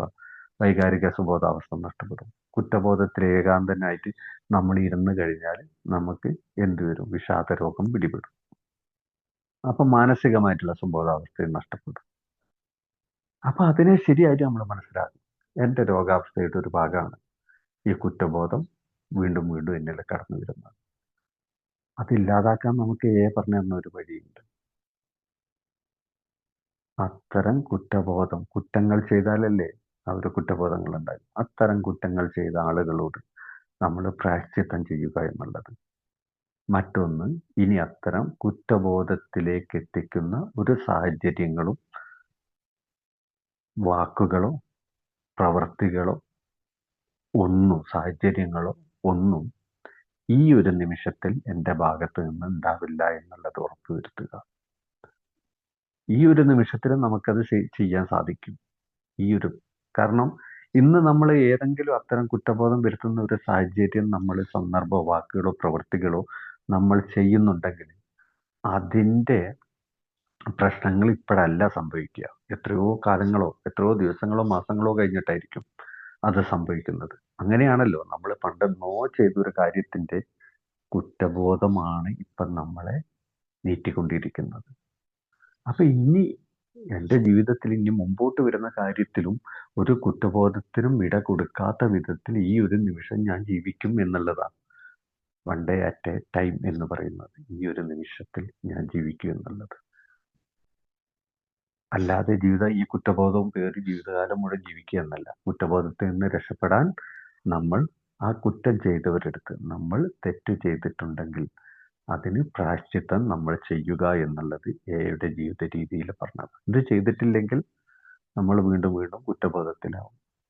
ആരെങ്കിലും ഒരാളുടെ പണം പറ്റിച്ചിട്ടുണ്ടെങ്കിൽ, ആരോടെങ്കിലും പരിഹാസ രൂപത്തിലോ അല്ലെങ്കിൽ അവരെ കുറിച്ചുള്ള കാര്യങ്ങളോ പറഞ്ഞു വരുത്തിയിട്ടുണ്ടെങ്കിൽ, ഇല്ലെങ്കിൽ നമ്മുടെ ഭാര്യയുടെ അല്ലെങ്കിൽ നമ്മുടെ വേണ്ടപ്പെട്ടവരുടെ അടുത്തൊക്കെ നമ്മൾ ചില കാര്യങ്ങൾ മറച്ചു വെച്ച് നമ്മൾ ചെയ്തിട്ടുണ്ടെങ്കിൽ, ഇതൊക്കെ നമ്മളെ കുറ്റബോധത്തിലോട്ട് നമ്മളെ വീണ്ടും വീണ്ടും എത്തിക്കും. അപ്പൊ അതിന് പ്രായശ്ചിത്തം ചെയ്യുക എന്നുള്ള, അതോട് കൂടിയിട്ട് നമ്മൾ അതിൽ നിന്ന് മോചിതരാകും. ഇത് പ്രായശ്ചിത്തം ചെയ്യുന്നത് അവർക്ക് നല്ല രീതിയിൽ ജീവിക്കാനല്ല. ഞാൻ എൻ്റെ ഭാര്യനോട് ഞാൻ പ്രായശ്ചിത്തം ചെയ്യുന്നുണ്ടെങ്കിൽ അവള് മനസമാധാനത്തോട് കൂടിയിട്ട് ജീവിക്കാനല്ല, എനിക്ക് മനസമാധാനത്തോട് കൂടിയിട്ട് ജീവിക്കാനാണ്. എനിക്ക് കുറ്റബോധം ഇല്ലാതിരിക്കാൻ വേണ്ടിയിട്ട്. അപ്പൊ ഇത്തരം വൈകാരിക തലങ്ങളിൽ നമുക്കുണ്ടാകുന്ന ആ ഒരു പ്രശ്നങ്ങളെ നമ്മൾ ശരിയായ രീതിയിൽ മനസ്സിലാക്കുകയും അതിനോട് വേണ്ട രീതിയിൽ പ്രതികരിക്കുകയും ചെയ്യുക എന്നുള്ളതാണ് നമുക്ക് ആവശ്യമായിട്ടുള്ളത്. ചിലപ്പോൾ ദേഷ്യം പ്രകടിപ്പിക്കേണ്ടിടത്ത് പ്രകടിപ്പിക്കേണ്ടി വരും, ഭയം പ്രകടിപ്പിക്കേണ്ടിടത്ത് പ്രകടിപ്പിക്കേണ്ടി വരും, ഉത്കണ്ഠ ഉണ്ടാകേണ്ട സ്ഥലത്ത് ഉണ്ടാകേണ്ടി വരും. ഇതൊക്കെ നമുക്ക് വേണ്ടി വരും. എല്ലാ സമയത്തും സുഖത്തിലോ സമാധാനത്തിലോ സന്തോഷത്തിലോ അല്ല മനുഷ്യര് ജീവിക്കുന്നത് എന്നുള്ളത് മനസ്സിലാക്കുക. കാരണം എല്ലാ സമയത്തും സുഖത്തിലും സന്തോഷത്തിലും നമ്മൾ വിചാരിച്ചതുപോലെയൊക്കെ കാര്യങ്ങൾ നടക്കുന്നുണ്ട് എന്നാണെങ്കിൽ അതിനൊരു സുഖം ഉണ്ടാവില്ല. നിങ്ങളൊന്ന് മനസ്സിലാക്കി നോക്കി. നമുക്ക് ഏറ്റവും കൂടുതൽ സന്തോഷം തോന്നിയ നിമിഷങ്ങൾ നമ്മൾ ഏറ്റവും കൂടുതൽ സങ്കടത്തിൽ നിന്നപ്പോഴാണ്. അത് കഴിഞ്ഞിട്ടാണ് നമ്മളൊരു സന്തോഷം അനുഭവിച്ചത്. നമ്മളെപ്പോഴും ചൂട് കാലാവസ്ഥയിൽ ജീവിക്കുന്ന ഒരാളാണെങ്കിൽ നമുക്ക് തണുപ്പിലോട്ട് എത്തുമ്പോഴാണ് ആ തണുപ്പിൻ്റെ അവസ്ഥ നമുക്ക് മനസ്സിലാകുന്നത്. അത് നല്ല ചൂടിൽ നിൽക്കുമ്പോഴാണ് ആ തണുപ്പിൽ, ഇല്ലേ? നമ്മൾ വെയിലുകൊണ്ട് ഇങ്ങനെ നിൽക്കുമ്പോൾ നമ്മളൊരു ഫാനിൻ്റെ ചൂട്ടിലോട്ട് ചെന്നാൽ നമുക്ക് വല്ലാത്തൊരു സുഖം അനുഭവിക്കും. അത് ഫീൽ ചെയ്യും, നമുക്ക് ആ ഒരു തണുപ്പ് ഫീൽ ചെയ്യും. എ സിയിലോട്ട് കയറി കഴിയുമ്പോൾ എ സിൻ്റെ തണുപ്പ് ഫീൽ ചെയ്യും.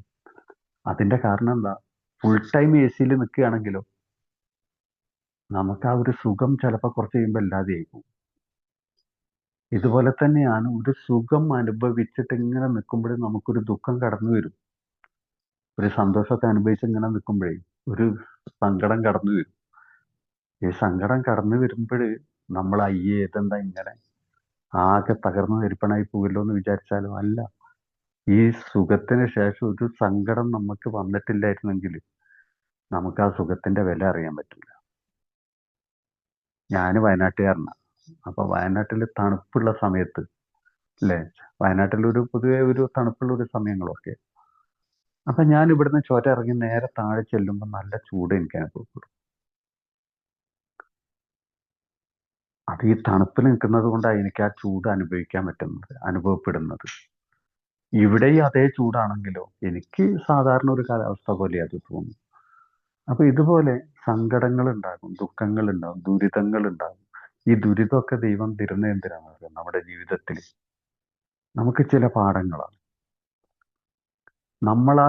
ഉണ്ടാക്കി വെച്ച പ്രശ്നങ്ങളാണെങ്കിലോ, നമ്മളായിട്ട് ഉണ്ടാക്കി വെച്ച ചില പ്രശ്നങ്ങളെ കൊണ്ട് നമ്മൾ ദുരിതത്തിൽ വരും. കാരണം എപ്പോഴും സന്തോഷവാനായിരിക്കാൻ വേണ്ടിയിട്ട് നമ്മൾ, അല്ലേ, സന്തോഷത്തിന്റെ ഒരു ഭാഗമാണ് സാമ്പത്തികം. സാമ്പത്തികം നമ്മുടെ കയ്യിൽ യഥേഷ്ടം ഉണ്ടെങ്കിൽ നമ്മൾ സന്തോഷവാനാകും. അപ്പൊ അത് ഉണ്ടാക്കാനുള്ള നെട്ടോട്ടത്തിൽ നമ്മൾ എന്ത് ചെയ്യും? കുറേ ലോണുകൾ എടുക്കും, കടങ്ങൾ വാങ്ങിക്കും. ഇതൊക്കെ വാങ്ങിയ ലോണും കടങ്ങളും ഒക്കെ എടുത്ത് ലാസ്റ്റ് അത് തിരിച്ചടക്കാൻ പറ്റാത്ത ഒരു അവസ്ഥയിലേക്ക് എത്തുന്ന നമ്മളായിട്ട് ഉണ്ടാക്കി വെക്കുന്ന ചില ദുഃഖങ്ങളും ദുരിതങ്ങളും സങ്കടങ്ങളും ഉണ്ട്. അതങ്ങനെയല്ല ജീവിതം എന്നുള്ളത് മനസ്സിലാക്കുക. നമ്മൾക്ക് നമ്മളോടൊപ്പം ആരൊക്കെ ഉണ്ടോ, നമ്മളുടെ അടുത്ത് എന്തൊക്കെ ഉണ്ടോ, അതൊക്കെ ഉപയോഗിച്ചുകൊണ്ട് തന്നെ നമുക്ക് സന്തോഷത്തോട് കൂടിയിട്ട് ജീവിക്കാൻ പറ്റുമോ? അതിൽ ചിലപ്പോൾ സങ്കടങ്ങളും ദുഃഖങ്ങളും ദുരിതങ്ങളും ഒക്കെ കടന്നു വരുന്നുണ്ടോ? അതൊക്കെ ഈ ജീവിതയാത്രയുടെ ഒരു ഭാഗമാണ്. എല്ലാവരും അനുഭവിക്കേണ്ടതാണ്. ഞാനായിക്കൊള്ളട്ടെ, അംബാനി ആയിക്കൊള്ളട്ടെ, എത്ര വലിയ കോടീശ്വരനായിക്കൊള്ളട്ടെ, എത്ര വലിയ കുടുംബങ്ങളിലുള്ള ആളുകളായിക്കൊള്ളട്ടെ, എത്ര വലിയ സ്റ്റാറ്റസിലുള്ള ആളുകളായിക്കൊള്ളട്ടെ, അവർക്കൊക്കെ അനുഭവിക്കാനുള്ളതാണ് ഈ ഒരു യാഥാർത്ഥ്യങ്ങൾ. അത് മനസ്സിലാക്കുകയും എന്നാൽ അതിൽ കൂടുതൽ നമുക്ക് കടന്നു വരുമ്പോൾ ഇതെൻ്റെ ആൽക്കഹോളിസം എന്ന് പറയുന്ന രോഗത്തിന്റെ ഭാഗമാണ്, ഇതിനെ ഞാൻ കൈകാര്യം ചെയ്യാൻ പഠിക്കേണ്ടിയിരിക്കുന്നു, ഇതിനെ ഞാൻ കൈകാര്യം ചെയ്യേണ്ട രീതി ആൽക്കഹോളിക്സ് അനോണിമസ് എനിക്ക് കാണിച്ചു തന്നിട്ടുണ്ട്. അത് ഒന്ന് പ്രാർത്ഥനയാണ്. മാറ്റുവാൻ പറ്റാത്തവയെ സ്വീകരിക്കാനുള്ള പ്രശാന്ത മനസ്ഥിതി. ചില കാര്യങ്ങൾ അങ്ങനെയാണ്. മറ്റുള്ളവരെ നിയന്ത്രിക്കാൻ, അവരുടെ സ്വഭാവങ്ങളെയോ അവർ നമുക്ക് തരുന്ന അവഗണനയോ പരിഹാസങ്ങളെയോ ഒന്നിനെയും നമുക്ക് നിയന്ത്രിക്കാൻ പറ്റുന്നതല്ല. അതിനെ അവരെ ആയിക്കൊണ്ട് തന്നെ നമുക്ക് അവരെ സ്വീകരിക്കുക എന്നുള്ളതാണ്.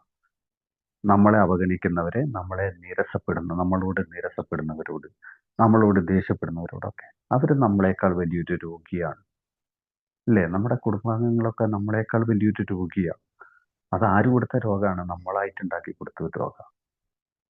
അപ്പം മദ്യത്തിന് മുന്നിൽ ഞാൻ ശക്തിഹീനനാണ് എന്ന് പറയുന്നത് പോലെ തന്നെ ആ മദ്യാസക്തി രോഗം ബാധിച്ച അവരുടെ മുമ്പിലും നമ്മൾ ശക്തിഹീനരാണ്. അവരോട് പോരാടാനോ അവരോട് മല്ലിടാനോ നമ്മൾ നിൽക്കണ്ട. നമ്മൾ അവരായി സ്വീകരിക്കുക. അവരെ നമുക്ക് മാറ്റുവാൻ പറ്റില്ല. അപ്പം മാറ്റുവാൻ പറ്റാത്തവയെ സ്വീകരിക്കാനുള്ള ഒരു പ്രശാന്ത മനസ്ഥിതി ആരാ തരണ്ടേ? ദൈവം തരണം. അപ്പൊ അതിനുവേണ്ടി നമ്മൾ ദൈവത്തോട് പ്രാർത്ഥിക്കുക. അങ്ങനെ പ്രാർത്ഥിക്കുമ്പോൾ ദൈവം അങ്ങോട്ട് കൊണ്ട് തരികയാണോ ഈ പ്രശാന്ത മനസ്ഥിതി എന്ന് പറയുന്ന സാധനം? അല്ല, അത് നമ്മൾ ഉണ്ടാക്കിയെടുക്കുകയും കൂടി വേണം. അതിനോടൊപ്പം ദൈവം അതിനനുസരിച്ച് നമ്മളെ സഹായിക്കുമെന്നുള്ളത്.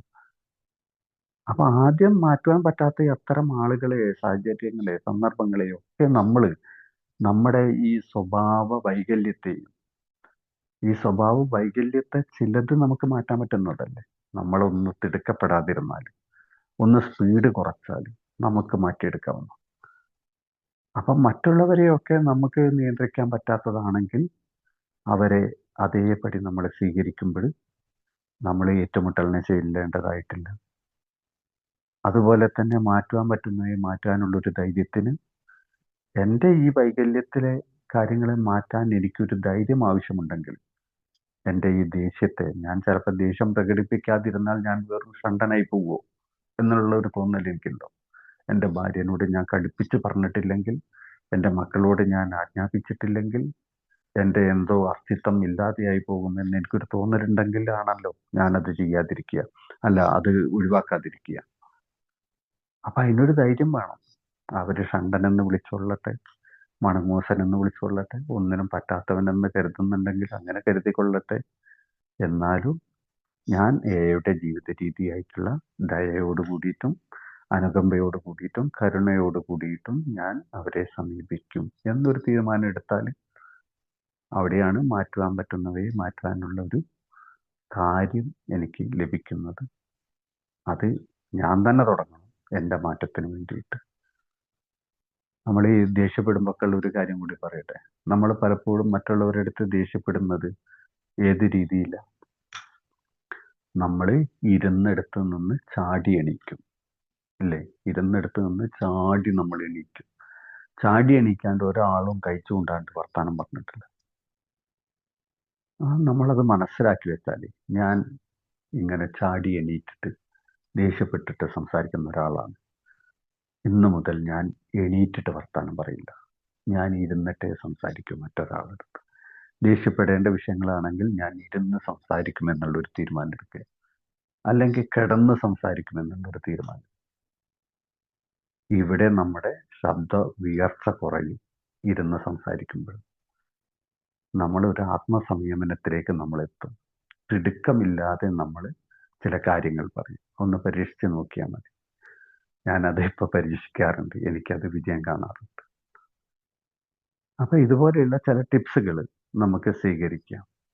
മറ്റൊന്ന് ധ്യാനം പ്രാക്ടീസ് ചെയ്യുക എന്നുള്ളതാണ്. പ്രാർത്ഥന, ധ്യാനം. ധ്യാനത്തിൽ നമ്മളോട് ഫ്രാൻസിസ് അസീസിയുടെ ഒരു ധ്യാനത്തിൻ്റെ കാര്യങ്ങൾ നമ്മളോട് എടുക്കാൻ വേണ്ടി പറഞ്ഞിട്ടുണ്ട് അല്ലേ? മറ്റുള്ള ആളുകളുടെ അടുത്ത് ദയ കാണിക്കുന്ന ഭാഗങ്ങൾ, ഇത് നമുക്ക് പരിശീലിക്കാവുന്നതാണ്. അതുപോലെ തന്നെ എക്സസൈസുകൾ നമുക്ക് പരിശീലിക്കാവുന്നതാണ്. യോഗ പരിശീലിക്കാവുന്നതാണ്. ഇത്തരം കാര്യങ്ങളൊക്കെ പരിശീലിക്കുന്നത് കൊണ്ടുള്ള ഒരു ഗുണം, നമ്മുടെ സ്പീഡ് നമുക്ക് കുറയ്ക്കാൻ വേണ്ടി സാധിക്കുന്നു. കാരണം എടുത്തുചാട്ടം നമുക്ക് കുറയ്ക്കാൻ വേണ്ടി സാധിക്കുന്നു.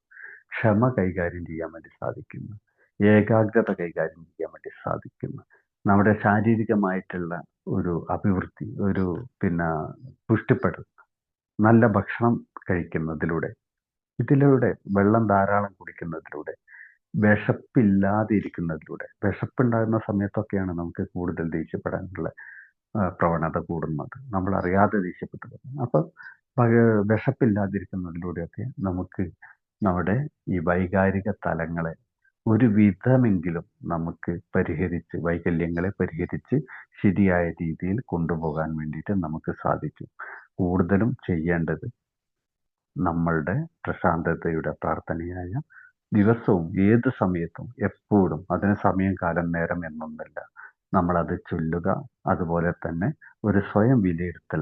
നമ്മൾ ഒരു സ്പോട്ട് ഇൻവെൻട്രി, വൈകുന്നേരം പോയിട്ട് വീട്ടിൽ പോയിട്ടല്ല, നമ്മൾ ഏർപ്പെടുന്ന പ്രവൃത്തിയിൽ, വാക്കുകളിൽ, മനോഭാവത്തിലൊക്കെ ഒരു സ്പോട്ട് ഇൻവെൻട്രി നമ്മൾ എടുക്കുകയാണെങ്കിൽ നമുക്ക് ഇത്തരം അബദ്ധങ്ങളിൽ ചെന്ന് ചാടാതെ, നമ്മുടെ വൈകാരിക തലത്തിലുണ്ടാകുന്ന പ്രശ്നങ്ങളിൽ ചെന്ന് ചാടാതെ നമുക്കൊരു വിധം മുന്നോട്ട് പോകാൻ വേണ്ടി സാധിക്കും. അങ്ങനെ വൈകാരിക തലങ്ങളിൽ പ്രശ്നങ്ങളില്ലാതിരിക്കുമ്പോൾ നമുക്ക് നമ്മുടെ സുഹൃത്തുക്കളോട്, വീട്ടുകാരോട്, ഓഫീസിലുള്ളവരോടൊക്കെ നല്ല രീതിയിൽ ഇടപഴകാൻ സാധിക്കും. അവരിൽ നിന്ന് നമ്മൾ ആഗ്രഹിക്കാൻ പാടില്ല എന്നാണ്, എന്നാലും നമ്മുടെ ഉള്ളിൻ്റെ ഉള്ളിൽ ചില ആഗ്രഹങ്ങളൊക്കെ ഉണ്ടാവും. അവർ പരിഗണിക്കണം, അവർ നമ്മളെ സ്നേഹിക്കണം എന്നൊക്കെ ഉള്ളത്, അത് നമുക്ക് ലഭിക്കും. ഏതായാലും നമുക്ക് വീണ്ടും ജീവിത പുരോഗതിയിൽ നമുക്കിത് പ്രാക്ടീസ് ചെയ്യാൻ വേണ്ടി സാധിക്കട്ടെ എന്ന് ആശംസിച്ചുകൊണ്ട് നിർത്തുന്നു. സമയം വളരെയേറെ എടുത്തുപോയി, ക്ഷമിക്കണം എന്ന് പറഞ്ഞുകൊണ്ട് നിർത്തുന്നു. Okay, thank you. Thank you, Sharif Ka. Thank you.